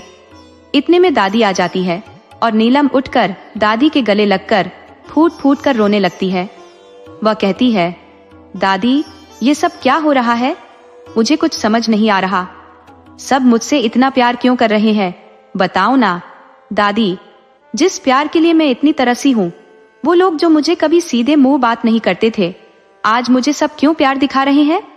दादी प्यार से अपनी नीलम के बालों को सहलाते हुए कहती है, मेरी बच्ची, तेरे दुख के दिन चले गए। अब तेरी जिंदगी में खुशियां ही खुशियां है। और आंखों में आंसुओं को पोंछते हुए कहती है, रोने का समय नहीं है अब तो हंसने का समय आ गया है।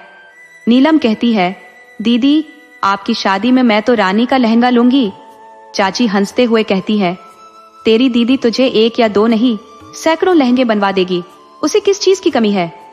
नीलम आश्चर्य और खुशी से दादी की तरफ देखने लगती है। दादी कहती है, हाँ बेटा, तू रानी बनेगी। तेरे लिए राजा साहब का रिश्ता आया है। नीलम पूछती है, कौन? चाची प्यार से कहती है, अरे पगली, मेरी बच्ची, तो अपने देश के राजा का रिश्ता है। नीलम को गुस्सा आने लगता है और वह संभल कर कहती है, राजा जी का? दादी कहती है, हाँ मेरी बच्ची, अब तू अंदर चलकर आराम कर ले, फिर सब बातें बताती हूँ। दादी उसे बताती है कि राजमाता ने राजा जी के लिए तुझे मांगा है। नीलम कहती है, पर दादी, उन्होंने तो मुझे देखा भी नहीं है, फिर कैसे? दादी कहती है, तेरे गुणों के कारण। किसी ने बताया कि नीलम बहुत होशियार लड़की है, तो वे शादी को तैयार हो गए। नीलम आश्चर्य से पूछती है, सच दादी? दादी कहती है, हाँ, और अपनी आंखों के कोनों को पोंछते हुए, जो आंसुओं से भर गई थी, फिर कहती है, हाँ बेटा, बिल्कुल सच। फिर नीलम कहती है, दादी, रानियां तो बहुत सुंदर होती है ना, फिर मैं कैसे रानी बन सकती हूँ? दादी कहती है, मेरी बच्ची, तू बहुत सुंदर है, ऐसा नहीं बोलते। किसने बोला तू सुंदर नहीं है? तू बहुत सुंदर है। नीलम की आंखों में सपने तैरने लगे। उसने खुद को राजमहल में रहने के भेष में देखने लगी। वह रेशमी कपड़े पहन रखी थी और गहनों से पूरा शरीर दमक रहा था।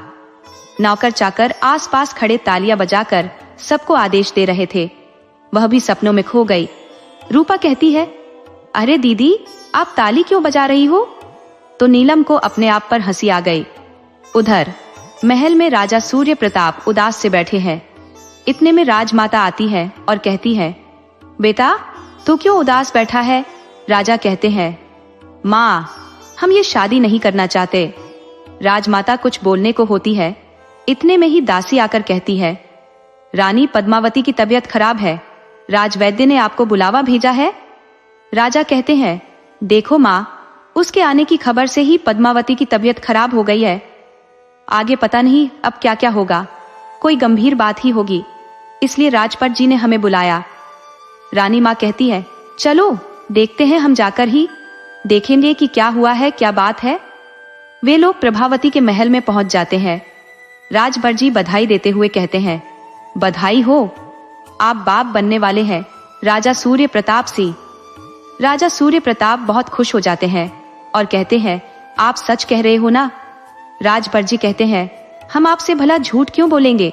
राजा जी अपने गले की मूर्तियों का हाथ वैद्य जी को दे देते हैं।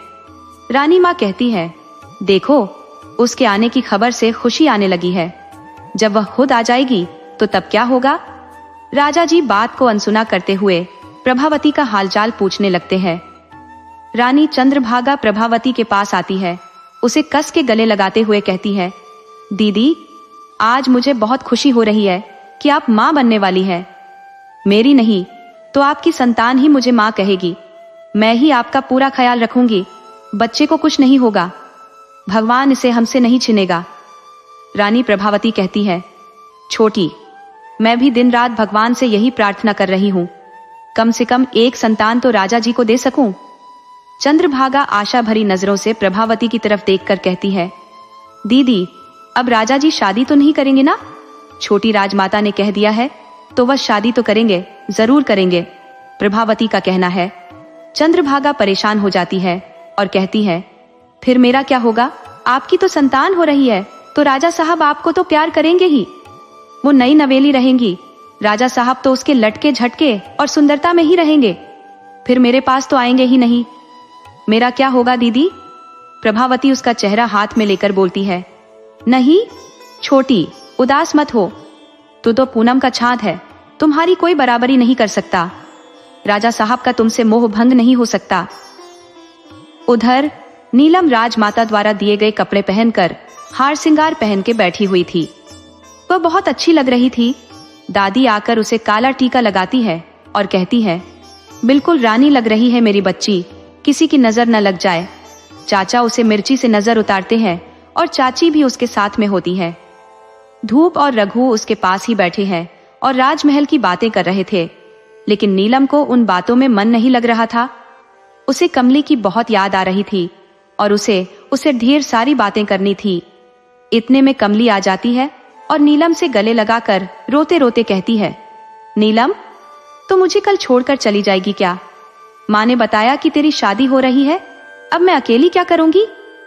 कमली इतनी लंबी रोने लगती है और कहती है, कमली, तू भी मेरे साथ चलना, मैं भी तो हूं, अकेली हो जाऊंगी। इतने में चाची आती है और चढ़कर कहती है, अरे इसे क्यों ले जाएगी? राजमहल अगर किसी को ले जाना होगा तो रूपा को ले जाएगी, ठीक है ना? अनूपा, तेरी बहन उसे लेके जाना। अब बड़ी बहन रानी बन गई तो छोटी बहन का विवाह भी तो राजघराने में होगा, वहां के तौर तरीके अच्छे से सीख जाएगी। फिर कमली की तरफ इराक भरी नजरों से देखती है और कहती है, नीलो, मेरी बच्ची, अब तुम रानी बन गई हो, छोटे लोगों से तुम अब कुछ दूर रहकर रहो, इनके आंसू बहाना सही नहीं है इनके लिए। नीलम जी के सामने तो कुछ नहीं बोल पाती, न वे पहले बोलती थी और न आज कुछ बोली। कमली चाची का व्यवहार जानती थी, इसलिए उसे बिल्कुल भी बुरा नहीं लगा। वह तो नीलम के पास बैठ गई। चाची कहती है, कैसे? बेशक हम लड़कियां हैं, मैं इतना कह रही हूं, फिर भी अपने घर नहीं जा रही हूं। दोनों ने चाची की बात अनसुनी कर दी और आपस में बातें करने लगी। कमली नीलू से कहती है, बहुत सुंदर लग रही है नीलू, तुम इन कपड़ों में बिल्कुल परी लग रही हो। नीलम कहती है, सच में? हाँ, सच में बहुत सुंदर लग रही हूँ नीलम, तेरी कसम। फिर नीलम कहती है, कमली, मैं राजमहल में कैसे रहूंगी? मौसम कैसे रहते हैं मुझे पता ही नहीं है। कमली कहती है, आ रही है क्या करे, जैसे अपने घर में रहते हैं वैसे ही रहना, बस काम नहीं करना पड़ेगा। तुम्हें बहुत सारे नौकर होंगे जो तुम्हारे आगे पीछे घूमेंगे, पानी तक तुम्हें हाथ मिलाकर देंगे। नीलम सपनों में खो जाती है। उसके आगे पीछे नौकरों की भीड़ रानी रानी कहकर सब बोल रहे हैं। कमली कहती है, अरे क्या हो गया? सच बोल रही हूं। तो नीलम कहती है, कमली, और का ऐसा ही तो होता है, नौकर रहते हैं राजमहल में, हर एक काम के लिए अलग अलग नौकर रहते हैं। फिर चाची की तरफ देखकर कहती है, खाने के लिए तरह तरह की मिठाइयां और 56 भोग मिलेंगे वहां पर, बासी खाना नहीं मिलेगा। चाची गुस्सा होकर कहती है, तो क्या कहना चाहती हो? मैं अपने बच्चे को बासी खाना खिलाती थी? अरे हमारा तो पूरा चौका उसके हाथ में था, जो बनाना हो बनाओ, जो खाना होगा वो खाओ, क्यों है ना मेरी लाडो? नीलम की तरफ देखकर कहती है। नीलम उसकी हाँ में हाँ मिला देती है।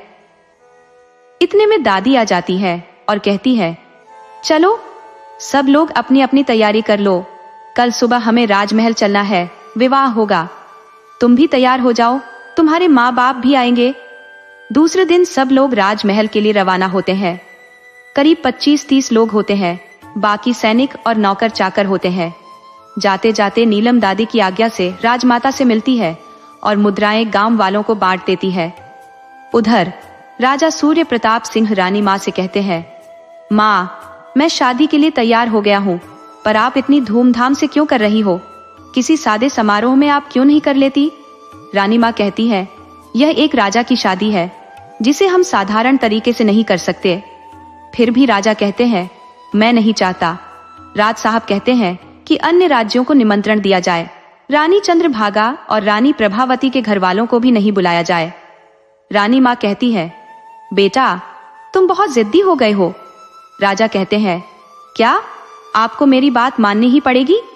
राजा कहते हैं, माँ, मैं शादी करने को तैयार हो गया हूँ, यही बहुत है। रानी माँ कहती है, ठीक है, हम किसी को नहीं बुलाएंगे और प्रजा अगर शादी में आना चाहे तो हम मना नहीं करेंगे। नीलम और उसके घर वाले राजमहल पहुंच जाते हैं। वहां का नजारा बहुत ही अद्भुत था। पूरे राज्य को फूलों से सजाया गया था और सभी लोग बस नीलम को एक नजर देखना चाह रहे थे, पर वह तो पालकी में पर्दों के बीच में थी। नीलम जरूर देख रही थी कि पर्दों की ओर से क्या क्या हो रहा है। उन लोगों की रहने की व्यवस्था महल के बाहर ही की गई थी। रानी माँ बहुत से उपहार लेकर नीलम से मिलने आई और नीलम का साधारण स्वरूप देखकर रानी माँ सोचने लगती है, कहीं मैंने गलत निर्णय तो नहीं ले लिया? मैंने तो देखा कि इस लड़की की कुंडली बहुत अच्छी है, पर यह नहीं सोचा कि दिखती कैसी होगी। राजा इसे अपना भी पाएगा या नहीं? और अब तो प्रभावती भी गर्भवती है। उसकी संतान के पचले जाने के बाद इस लड़की से शादी करने का कोई मतलब ही नहीं रह जाएगा। फिर तुरंत ही उसे कुलगुरु की बात याद आती है कि दोनों रानी और राजा के मिलन से संतान का योग तो बनता है, पर संतान प्राप्त नहीं होती। इस बार भी ऐसा ही हो गया, तो ये नीलम की कुंडली तो खुद उन्होंने ही मिलाई है, तो इसके लिए तो कोई शक की गुंजाइश ही नहीं रह सकती। यही है जो हमें हमारे राज्य का उत्तराधिकारी दे सकती है। फिर रानी माँ सोचती है, रंग रूप का क्या, ये तो साधारण सी लड़की है और ज्यादा तैयार भी नहीं हुई है। अगर अच्छे से श्रृंगार करेगी तो सब अच्छी लगने लगेंगी। इसके तो कितने सुंदर है, इसकी बहुत गहरी नीली आंखें हैं। फिर वो नीलम को सब उपहार देती है और उसकी नजर उतारती है। दादी, चाचा, चाची गांव वालों से बात भी करती है। उन्हें बताती है कि राजा जी यह विवाह साधारण तरीके से ही कर रहे हैं, इसलिए हम लोग मंदिर में गंधर्व विवाह कर लेंगे। इसके लिए मंडप और बाकी रस्मों की जरूरत नहीं पड़ती। दादी को यह अजीब तो लगता है, क्योंकि उन्होंने तो नीलम की शादी के लिए बहुत से सपने सजा रखे थे। रानी माँ के सामने किसी की बोलने की हिम्मत नहीं थी, बस सब उनकी हाँ में हाँ मिला देते थे। रानी उठकर खड़ी हो जाती है तो सब लोग उनके सम्मान में खड़े होकर अभिवादन करते हैं। फिर रानी माँ कहती है, ठीक है, अब हम जाते हैं। हमें थोड़ी तैयारी करनी है। हम शाम को सब मंदिर में मिलेंगे और हमारे कुल देवता का मंदिर है, वहीं पर इन दोनों का विवाह होगा। दादी नीलम के पास बैठकर उसे पतिव्रता स्त्री के नियम बताने लगती है। हमेशा अपने पति की बात सुनना, उससे बहस मत करना, उनकी बातें मानना, उनके उठने से पहले उठना, उनके सोने के बाद सोना, उन्हें खिलाने से पहले खाना नहीं खाना, और मेरी लाडो, सबसे अंतिम बात, मायके का मोह मत करना। जब वे भेजे तभी आना, बिना उनकी इजाजत के या जिद करके मत आना। नीलम रोने लगती है, कहती है, पर आपकी याद आएगी तो मैं क्या करूंगी। दादी उसे प्यार से समझाती है, मेरी बच्ची, तुम हमेशा मेरे दिल में रहोगी और तुम्हारे लिए यह नया जीवन बहुत सारी खुशियों से भरा होगा। तुम्हें अपने पति की खुशियों का ध्यान रखना होगा। नीलम अपनी दादी को देखते हुए मन ही मन सोचना शुरू करती है कि उसका नया जीवन कैसे होगा और क्या वो वास्तव में इतनी जिम्मेदारियों को निभा पाएगी। दादी भी रोने लगती है, फिर उसे समझाते हुए कहती है, राजा साहब से तुझे इतना प्यार मिलेगा कि तू सबको भूल जाएगी। नीलम आंसुओं में कहती है, सबको भूल जाऊंगी दादी, पर आपको तो नहीं भूलूंगी। आपको कैसे भूल सकती हूँ। फिर दोनों दादी पोती गले लगकर रोती रहती है। मंदिर में ऊंचे स्वर में मंत्रोच्चार हो रहा था। करीब 21 पंडित एक साथ मंगलाचार कर रहे थे। राजा और नीलम वरमाला लिए खड़े थे। चंद्रभागा ने बहुत कोशिश की कि नीलम का चेहरा देख सके, पर वह लंबे घूंघट में थी। फिर शुभ घड़ी में दोनों ने एक दूसरे के गले में वरमाला डाल दी। उन पर चारों ओर से पुष्पों की वर्षा होने लगी। नीलम की विदाई मंदिर से ही हो गई और गांव वाले और घर वालों को भी उन्हें महल नहीं ले जाया गया। हालांकि राजमहल की तरफ से उन्हें ढेरों उपहार मिले थे। नीलम सुहाग सेज पर बैठी राजा का इंतजार कर रही थी। तभी चंद्रभागा और प्रभावती प्रवेश करती है। नीलम जब घूंघट से देखती है तो चंद्रभागा कहती है, अरे छोटी रानी, हमें कैसा माना। हम भी तो तुम्हारा सुंदर सा मुखड़ा देखे जिस पर राजमाता फिदा हो गई है। ये कहकर वह खुद ही नीलम का घूंघट उठाती है। नीलम को देखकर उनकी हंसी निकल जाती है, पर बोलती कुछ नहीं है। प्रभावती मामले को समझकर नीलम का चेहरा हाथों में लेकर कहती है, कितनी सुंदर है हमारी छोटी रानी। फिर चंद्रभागा की तरफ देखकर कहती है, छोटी, इनकी आंखें देखो, कितनी गहरी और नीली है। राजा साहब तो इसी में डूब जाएंगे। चंद्रभागा के चेहरे से खुशी झलक रही थी। वे न कुछ सुनना चाह रही थी और न कुछ कहना चाह रही थी। इतने दिनों से वे इस शंका को लेकर जी रही थी। वह तो खुशी से अंबरे से बाहर निकल गई, पर प्रभावती उसे आवाज देती रह गई। नीलम सुहाग सेज पर बैठी रही। राजा सूर्यमल के आने का कोई असर नहीं दिख रहा था। उसकी निगाहें बार बार दरवाजे पर लगी हुई थी और अंदर जो डर था वह राजा साहब के सामने आने का था, जिसने चिंता का रूप ले लिया था। अब राजा साहब अभी तक आए क्यों नहीं। नीलम सारी रात आंखों में काट देती है, पर राजा जी के दर्शन नहीं हुए। सुबह उसे राजमहल अजनबी सा लग रहा था। वैसे तो सब सुविधा थी, पर कहने को अपना कोई नहीं था जिससे अपने मन की बात कह सके। घर की दादी और कमली की उसे बहुत याद आ रही थी। किससे कहे, अपना दुख झरोखे से उस उपवन को देखकर थोड़ी देर के लिए अपने मन को बहला रही थी। रानी महाराजा के पास जाती है और कहती है, हमने सुना है कल रात आप रानी नीलम के पास नहीं गए थे। राजा कहते हैं, आपने सही सुना था रानी माँ, पर क्यों नहीं गए। कल आपकी सुहाग की रात थी और आपको उनके साथ होना चाहिए था। रानी कहती है, राजा कहते हैं, रानी, आपकी बात मानकर उस लड़की से विवाह तो कर लिया, लेकिन हम उसे अपना नहीं पाएंगे। ये सुनकर रानी माँ को चिंता होने लगती है। क्या नीलम के साथ ऐसा ही होगा। क्या उनका विवाह केवल एक औपचारिकता बनकर रह जाएगा। रानी माँ मन ही मन सोचती है कि नीलम को राजा का प्यार जीतने का अवसर देना चाहिए। रानी माँ कहती है, राजा, तुम्हें पता है हमने तुम्हारी शादी उस लड़की से किसी उद्देश्य से की थी। उस उद्देश्य को तो पूरा करो। राजा कहते हैं, आप मुझ पर इतना दबाव नहीं बना सकती। मेरा मन उस लड़की के पास जाने का नहीं हो रहा। रानी माँ कहती है, मैं राजमाता हूँ और मैं तुम्हें हुक्म दे सकती हूँ। तुम्हें नीलम के पास जाना ही पड़ेगा। एक बार तो जाना ही पड़ेगा। फिर राजमाता चली जाती है। राजा आखिरकार मन मारकर नीलम के महल पहुंचता है। वह देखता है कि एक लड़की जिसकी रेशमी बाल कमर तक लहराते थे, झरोखे से बाहर देख रही थी। राजा समझ जाते हैं कि यही सुंदरी नीलम होगी। वह आवाज लगाते हैं, नीलम। नीलम किसी पुरुष की आवाज सुनकर चौंक कर पीछे देखती है। ये कौन है? राजा उसे देखकर कहते हैं, तुम कौन हो? नीलम कहती है, जी मैं नीलम। राजा कहते हैं, नहीं, तुम नीलम नहीं हो सकती। हमने तो सुना है कि तुम बहुत सुंदर हो, और तुम तो नीलम नहीं हो सकती। नीलम राजा को देखकर बहुत खुश हो जाती है। वह कहती है, आप राजा साहब है ना? अब वो भाग्य मेरे स्वामी, मेरा प्रणाम स्वीकार कीजिए, और उनके पैरों में गिर जाती है। राजा साहब 4 कदम पीछे हट जाते हैं और कहते हैं, नहीं नहीं, तुम नीलम नहीं हो।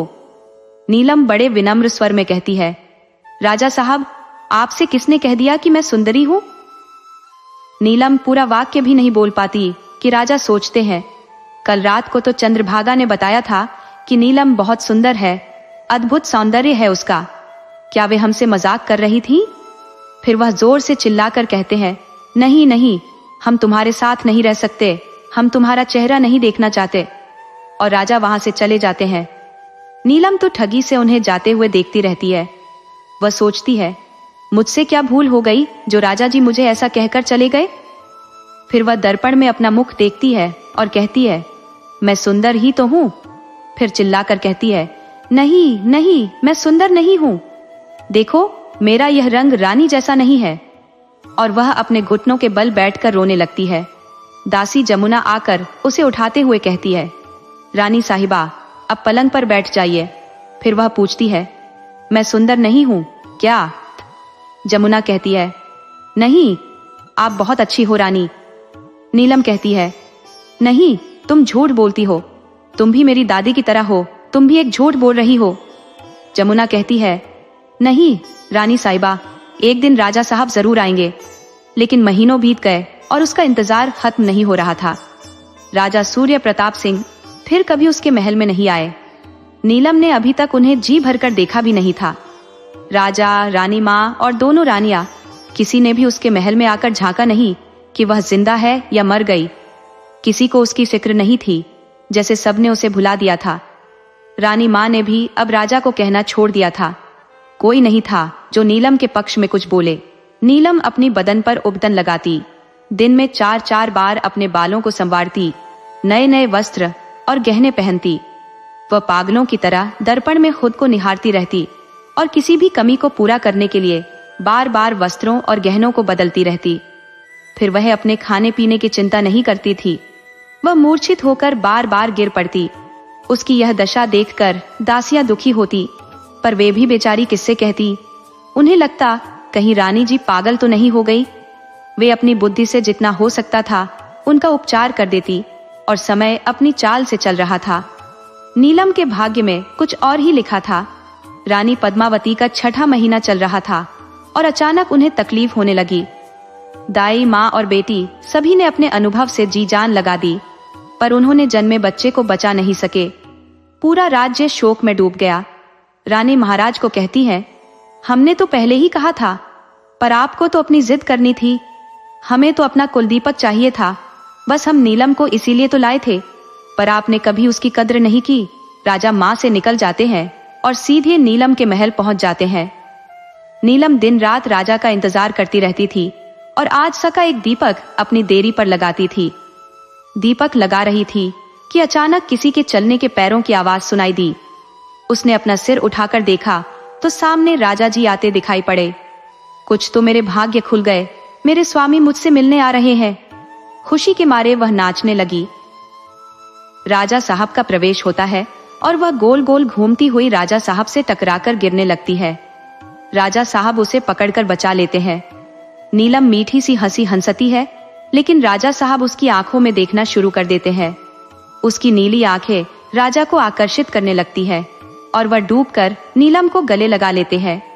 पति के प्रेम सागर में गोते लगाने लगती है। दूसरे दिन सुबह राजा उठते हैं तो खुद को नीलम के महल में पाते हैं। वे सोचते हैं कि मैं यहाँ कैसे। इतने में बगल में सोए नीलम पर उनकी नजर पड़ती है और उन्हें गिरना होने लगती है। वह तुरंत वहां से निकल जाते हैं। सुबह नीलम उठती है और राजा को ढूंढती है, पर राजा तो कहीं दिखाई नहीं देते। वह जमुना को आवाज लगाती है और पूछती है। जमुना कहती है, राजा, सब तो सुबह जल्दी ही निकल गए। प्रथम मिलन की खुशी में नीलम का चेहरा दमक रहा था। वह अलसाई सी पलंग पर लेटी हुई थी। यमुना कहती है, रानी साहिबा, स्नान का प्रबंध कर दो। तो नीलम कहती है, नहीं, आज नहीं। आज हम उनकी गंध को अपने में महसूस करना चाहते हैं। ताज माता के पास आती है और कहती है, हमने सुना है कल आप नीलम के पास गए थे। तो राजा कहते हैं, माँ, आपने सही सुना है। रानी माँ कहती है, चलो, आपको हमारी बात तो समझ में आई? राजा कहते हैं, फरमा रानी। रानी माँ कहती है, हम समझ गए, आप क्या कहना चाहते हैं। वह लड़की साधारण है, पर हमें कुल का दीपक वही देगी। रानी माँ चली जाती है। वैसे राजा को नीलम की नीली नीली आंखों की याद आ रही थी और उनका किसी काम में मन नहीं लग रहा था। उन्हें वही दृश्य नजर आ रहा था जब वे आपस में मिले थे। दिन भर उनका मन किसी काम में नहीं लगा। वे जितना बोलना चाह रहे थे, उन्हें वही नीलम की आंखें नजर आ रही थी। रानी माँ ने राजा से कहा, याद है आखिरी बार उसे तुमने कितनी कम देखा था? क्या तुमने उसे पत्नी के सभी अधिकार दिए हैं? इतने दिनों से कभी उसकी सुध ली? क्या हाल है? राजा कुछ नहीं बोल सके। राजमाता ने आगे कहा, जाकर देखो उसे, वह हड्डियों का ढांचा बनकर रह गई है और तुम खुशी की बात कर रहे हो। मुझे तो यकीन नहीं है कि वह 15 दिन भी जीवित रहेगी। राजा चौंक कर बोले, ये आप क्या कह रही है? हमारी संतान का क्या होगा? रानी माँ कुछ नहीं कह पाई और आगे निकल गई। राजा नीलम के महल में पहुंचे। जब उन्होंने नीलम की हालत देखी तो बहुत दुखी हो गए। नीलम उठने का प्रयास करती है, लेकिन राजा उसे मना कर देते हैं। राजा देखते हैं कि जिन नीली आंखों का जादू उन पर चला था, वे अब अंदर गहरी थी और चारों ओर काली थी। उसका शरीर तो बस हड्डियों का ढांचा रह गया था। उन्होंने मन में सोचा, ये शरीर कैसे एक बच्चे को खुद में धारण करेगा? राजा निर्दयी तो थे नहीं, लेकिन जब नीलम की यह हालत देखी तो उन्हें बहुत दुख हुआ। नीलम के प्रति सहानुभूति और आत्मग्लानि महसूस हुई। मैंने नीलम की खैर खबर क्यों नहीं ली? लेकिन नीलम अब भी उनके लिए केवल एक स्त्री थी, जिसके पेट में उनका बच्चा था। सूर्य प्रताप सिंह ने सभी दासियों को इकट्ठा किया और उनसे पूछा, नीलम की हालत इस प्रकार क्यों हुई है और इसके लिए हमें सूचित क्यों नहीं किया गया? जब दासियों ने बताया कि नीलम स्वयं के खाने पीने का ध्यान नहीं रखती और दिन रात उनकी राह तकती रहती है, तो राजा को खुद पर बहुत क्रोध आया। उन्होंने सोचा, मैं इतना दान पुण्य करता हूँ, लेकिन अपनी अर्धांगिनी का इस तरह दुख हुआ, क्या भगवान मुझे माफ करेंगे? अब राजा ने आदेश दे दिया कि नीलम को बिल्कुल भी बाहर नहीं जाने दिया जाए। उसका बहुत अच्छे से ख्याल रखा जाए। फल, दूध, भोजन सब समय पर दिए जाएं। उन्होंने डॉक्टर को भी निर्देश दिए कि दिन में 2 बार आकर नीलम का चेकअप करें। लेकिन राजा सूर्य प्रताप सिंह ने आज भी नीलम से कोई बात नहीं की। नीलम अपने भाग्य पर विचार करने लगी। आज तो स्वामी के दर्शन हो गए, स्वयं आए और मेरा हालचाल भी पूछा। वह निहाल हो गई और दासियों को आवाज देने लगी, मेरा पूजा का थाल कहाँ है? मुझे मंदिर जाना है, आज तो बहुत वक्त निकल गया। जमुना दासी ने कहा, नहीं रानी, सही बात है, आप कहीं नहीं जा सकती। राजा साहब ने मना कर दिया है। आपका स्वास्थ्य भी सही नहीं है। राजा साहब ने खूब ख्याल रखने को बोला है। अब आपको अपना और अपने बच्चे का ख्याल रखना है। आपकी संतान भी आपकी जिम्मेदारी है। नीलम अपने पेट पर हाथ रखकर बोली, यही तो है जिसकी वजह से मैं जीवित हूँ। मेरे स्वामी, मेरे बच्चे का ख्याल तो मुझे रखना ही है। उसने यज्ञ में तरह तरह के भगवान बनाकर लाई और आग्रह करके नीलम को खिलाने लगी। नीलम को दादी माँ की याद आ गई और उसकी आंखों से आंसू टपक पड़े। दासी जमुना ने देखा तो बोली, क्या रो रही है रानी नीलम? बच्चे के स्वास्थ्य पर बुरा असर पड़ेगा, आप अपना ध्यान रखिए। यमुना ने कहा, रानी माँ, ओबैदी स्वयं अपने हाथों से खिलाकर जाती है। उसके बाद रानी ने कहा, हम चलते हैं, आप अपना ख्याल रखिए, और प्यार से नीलम के गालों पर हाथ फेरा। जैसे ही रानी माँ पलटी, नीलम फूट फूट कर रोने लगी, लेकिन रानी माँ ने पलटकर नहीं देखा। वे सीधे द्वार से बाहर निकल गई, क्योंकि उनकी आंखों में भी आंसू आ गए थे, जिसे वे किसी को दिखाकर खुद को कमजोर साबित नहीं करना चाहती थी। नीलम सोचने लगी, ये संतान तो मुझे बहुत खुशी दे रही है, जिसकी मैंने कभी कल्पना भी नहीं की थी। इतने में राजा सूर्य प्रताप सिंह का प्रवेश होता है। उनके हाथ में एक फूलों का गुच्छा होता है। वे आते हैं और जमुना से कहते हैं, इसे रानी जी के पास रख दीजिए, इससे उनका मन खुश रहेगा। फिर वे नीलम की तरफ देखकर कहते हैं, आप कैसी हैं, नीलम? नीलम थोड़ी सी सकुचाती है। यह पहला मौका था जब राजा ने उससे बात की थी। वह जवाब नहीं दे पाती कि क्या कहे। राजा सूर्य प्रताप सिंह का मन नीलम से बात करने का नहीं हो रहा था, लेकिन वह कुछ और बात शुरू करना चाहते थे। फिर वह फिर से पूछते हैं, अब आप कैसी हैं? बताइए ना। अगर आप हमसे बात नहीं करना चाहती तो हम चले जाते हैं। नीलम झट से कहती है, नहीं, आप जाइए मत, आपके आने से हमें अच्छा लगता है। राजा नीलम से कहते हैं, जब आपको हमारा आना पसंद है तो आप हमसे बात क्यों नहीं कर रही हैं? नीलम कहती है, नहीं राजा साहब, ऐसी कोई बात नहीं है। फिर राजा पलंग पर बैठ जाते हैं और नीलम से कहते हैं, अच्छा ये बताओ, आपको क्या पसंद है? नीलम पहले तो उन्हें एकटक देखती रहती है, फिर कहती है, राजा साहब, मुझे खेत खलियान और आकाश में स्वतंत्र उड़ते पक्षी बहुत पसंद है। उन्हें पिंजरे में कैद करना मुझे बिल्कुल पसंद नहीं है। राजा साहब कहते हैं, ये तो बहुत अच्छी बात है। आपको पता है हमें क्या पसंद है? नीलम कहती है, नहीं। तो सूर्य प्रताप शाही कहते हैं, पूछे ना, हम बताएंगे। राजा खुद ही कहते हैं, आप तो पूछेंगी नहीं, हम ही बता देते हैं। हमें चौसर खेलना और शिकार करना बहुत पसंद है। क्या आपको चौसर खेलना आता है? नीलम हिलाकर मना कर देती है। राजा कहते हैं, हम आपको बताते हैं कैसे खेला जाता है और ताली बजाकर चौसर खेल सिखाते हैं। नीलम को खेलना सिखाना बहुत अच्छा लगता है और उसे सूर्य प्रताप सिंह के समीप रहना भी अच्छा लगता है। रानी चंद्रप्रभा और प्रभावती के पास जाकर कहती है, दीदी आपने सुना? हाँ छोटे, सुना। ये बहुत खुशी की बात है। चंद्रभागा ने सवाल दागा, पर दादी, राजा साहब तो उसे बिल्कुल भी पसंद नहीं करते थे। तब बड़ी रानी कहती है, छोटी, ये तो राजाओं की बात है। राजा ही जाने कब उनका दिल किस पर आ जाए, कुछ कह नहीं सकते। फिर चंद्रभागा ने प्रसन्नता से पूछा, अगर उसे पुत्र हो गया तो राजा जी तो उसे ही प्रेम करेंगे ना?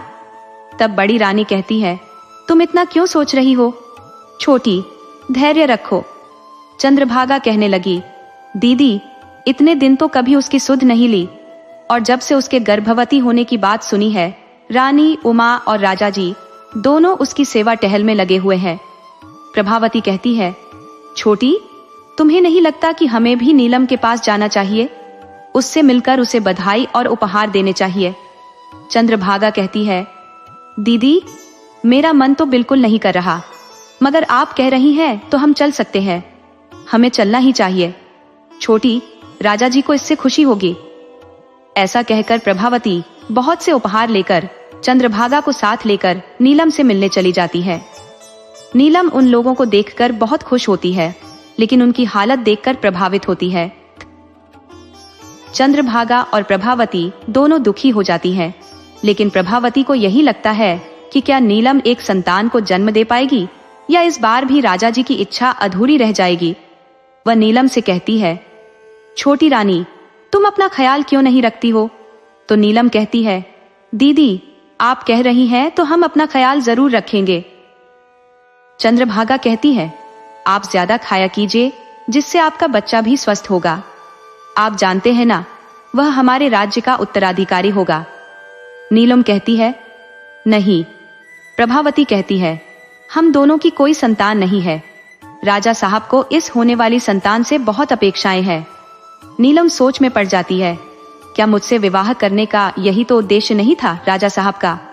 लेकिन फिर वह अपने मन से इन विचारों को झटक देती है और खुद से कहती है, नहीं, दीदी ने कहा था कि मेरे खून से बहुत अच्छे मिलते हैं, और मेरी दादी ने भी यही बताया था, इसलिए उन्होंने मुझे पसंद किया। अब राजा साहब प्रतिदिन नीलम से मिलने आने लगे। वे उनका बहुत ख्याल रखने लगे, उन्हें सैर पर ले जाते, तालाब के किनारे ले जाते और उनकी खुशियों का पूरा ख्याल रखते। नीलम की सेहत में भी सुधार आने लगा। अब वह पहले से ज्यादा खुश रहने लगी थी। राजा का स्नेह उसके जीवन में बस चुका था, लेकिन राजा अपने कर्तव्यों का निर्वाह कर रहे थे। उनकी बातचीत का विषय हमेशा स्वास्थ्य, खेल और परिधान ही रहता था। प्रेम की बात तो कभी हुई ही नहीं, क्योंकि राजा नीलम से प्रेम नहीं करता था। इस बीच चंद्रभागा जल रही थी। उसे लगता था कि मेरे रूप लावण्य के सामने नीलम की कोई बिसात नहीं है, लेकिन राजा जी तो नीलम के पास जा रहे थे। जब वह उन्हें बाग में घूमते और झूला झूलते देखती तो उसकी छाती पर सांप लौटने लगता। वह सोचने लगती, मेरा रूप बेकार है, क्या मतलब इसका जो राजा जी को बांध नहीं पाया? यदि इसमें जादू होता तो राजा नीलम की ओर क्यों बढ़ते? ये सब सोचकर नीलम के प्रति उसके मन में जलन भर गई। अब धीरे धीरे समय बीत रहा था और नीलम का गर्भ 7 महीने का हो गया था। राजा के महल में गोद भराई की तैयारियां होने लगी। नीलम के मायके वालों को भी बुलाया गया। नीलम के रूप में भी निखार आ गया था। गर्भावस्था में स्त्रियों का रूप चरम पर रहता है। राजा सूर्य प्रताप सिंह को अब नीलम का साथ भाने लगा था। वे अब ज्यादा से ज्यादा समय नीलम के साथ गुजारने लगे थे। उसकी नीली आंखों में घंटों देखते रहते। नीलम के प्रति उनके मन में प्रेम का अंकुर फूट पड़ा था, लेकिन वह उसे व्यक्त नहीं कर पा रहे थे। राजा खुद ही संकोच में थे कि इतनी अवहेलना के बाद नीलम को ये सब कैसे कहेंगे और उसकी प्रतिक्रिया क्या होगी। नीलम खुद को दुनिया की सबसे खुशकिस्मत स्त्री समझने लगी थी। अब उसे किसी चीज की इच्छा नहीं थी। गोद भराई में 2 दिन बाकी थे। राजा सूर्य प्रताप सिंह अपने महल में आराम कर रहे थे। रानी चंद्रभागा ने पूरी सज धज के साथ प्रवेश किया। आज वह राजा साहब को रिझाने के लिए पूरी तरह तैयार होकर आई थी। सूर्य प्रताप सिंह ने कहा, अरे आइए चंद्रभागा, बहुत दिनों बाद। सूर्य प्रताप सिंह अपनी बात पूरी करते इससे पहले ही चंद्रभागा बोली, आपने हमें बुला लिया इसलिए हमें आना पड़ा। राजा कहते हैं, मैं आजकल थोड़ा व्यस्त था। चंद्रभागा अपनी अदाओं से कहती है, आप अपनी नीलम के साथ खुश है, ये देखकर हमें बहुत खुशी होती है। राजा का अब इस सौंदर्य से मोहभंग हो चुका था। वे चंद्रभागा पर ध्यान नहीं देते। वे कहते हैं, हाँ नीलम बहुत अच्छी है, मैं पहले उसे समझ नहीं पाया। चंद्रभागा को ऐसा लगा जैसे उसके शरीर में किसी ने चुना और चुनौतियां डाल दी। राजा कहते जा रहे थे, अब मैंने उसे करीब से जाना है, वह बहुत अच्छी है। राजा की ये बातें सुनकर चंद्रभागा बिना कोई जवाब दिए महल से निकल गई। जब राजा ने पलट कर देखा तो वहां कोई नहीं था। वह खुद से कहने लगे, अरे यार, चंद्रभागा कहाँ चली गई? चंद्रभागा गुस्से में नीलम के महल में पहुंची और उसे देखकर कहने लगी, तुम समझती क्या हो अपने आप को? नीलम ने कहा, क्या हो गया दीदी, आप ऐसा क्यों बोल रही हैं? चंद्रभागा गुस्से में कहती है, क्या समझती हो अपने आप को? या नाज नखरे दिखाकर राजा को रिझाओगी? अपने दर्पण में देखने लायक है क्या तुम? वो तो राजा साहब को उत्तराधिकारी चाहिए, इसलिए मैं तुम्हारे पास आई थी। नीलम कहती है, क्या कह रही हैं आप?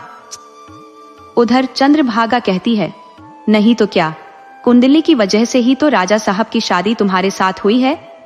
राजगुरु ने ही तो कहा था कि तुम राज्य को उत्तराधिकारी दोगी। अब उत्तराधिकारी मिल जाएगा तो राजा साहब उसे ले जाएंगे और तुम्हारे पास कुछ नहीं रह जाएगा। तुम फिर अकेली रहोगी पहले की तरह। यह कहकर वह जोर जोर से हंसते हुए वहां से चली जाती है। चंद्रभागा अपने महल में पहुंचती है तो उसका गुस्सा थोड़ा शांत होता है। वह सोचती है, मुझे ये सब बातें नीलम से नहीं कहनी चाहिए थी। कल उससे जाकर माफी मांग लूंगी। लेकिन नीलम पर तो जैसे वज्रपात टूट पड़ता है। वह सोचने पर मजबूर हो जाती है, क्या इसी वजह से राजा मेरे पास आते हैं और इस बच्चे के आने के बाद मुझे छोड़ देंगे? उसे अपने पुराने दिन याद आते हैं, जब राजा साहब ने उसके रंग को देखकर मुंह मोड़ लिया था। कोई भी उसके महल में नहीं आता था। वह तड़पती रहती थी। यह सोचकर चंद्रभागा की सारी बातें सही लगने लगती हैं। वह सोचती है कि बस राजा साहब इसी संतान के लिए आ रहे हैं और मुझसे जो बातें की जाती है वे सब एक छलावा मात्र है। नीलम बहुत दुखी हो जाती है, लेकिन उसकी आंखों से आंसू नहीं निकलते, जैसे उसने भी नीलम का साथ छोड़ दिया हो। वह अपने पेट पर हाथ रखकर कहती है, इसे ले जाकर फिर मुझे छोड़ देंगे। नहीं, मैं अपनी संतान को उन्हें ले जाने नहीं दूंगी। सामने नीलम की अंतरात्मा कहती है, नीलम वो राजा है, उनके सामने कहां टिक पाएगी, तो कहां लेकर जा सकती है? इसे राजा ऐसे अस्पताल में भी ढूंढ लाएंगे। नीलम का स्वाभिमान जाग जाता है। वह कहती है, मुझे ऐसा जीवन मंजूर नहीं। मैं राजा जी को ऐसा सबक सिखाऊंगी कि कोई भी फिर कभी इस तरह फायदा नहीं उठा पाएगा।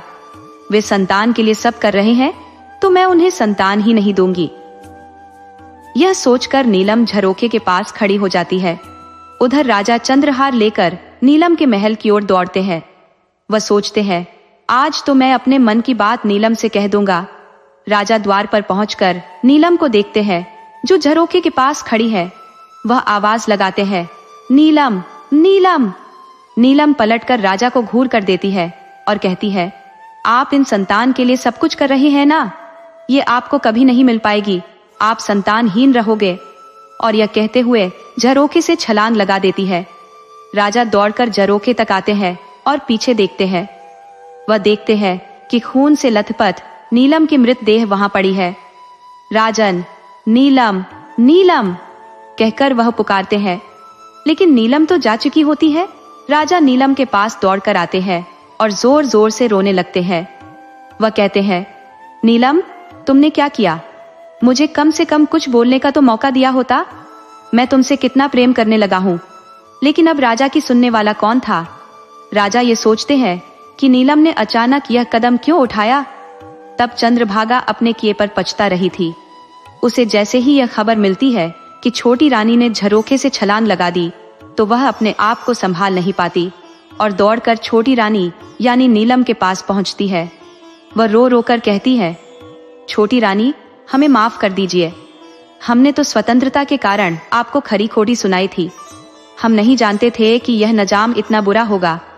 राजा चंद्रभागा की तरफ देखते हैं और उससे पूछते हैं, ऐसा क्या हुआ था कि छोटी रानी झरोखे से कूद गई? चंद्रभागा अपनी गलती स्वीकार करते हुए कहती है, राजा साहब, हमें माफ कर दीजिए। हम सात अंधा से इतनी जलन महसूस कर रहे थे कि हम चाहते थे कि आप नीलम पर बिल्कुल ध्यान न दें। राजा साहब कहते हैं, चंद्रभागा, ये तुमने क्या किया? मेरा वारिस तो चला गया। मुझे अब नीलम से सच्चा प्रेम हो गया था। तुमने बहुत बड़ा अपराध किया है। नीलम जो रो रो कर क्षमा मांगने लगी थी, वह राजमाता की ओर देखती है। उन्हें समझ नहीं आता कि यह क्या हो गया। कितने अरमान उनके थे अपने उत्तराधिकारी को देखने के, लेकिन सब सपने में ही रह गए।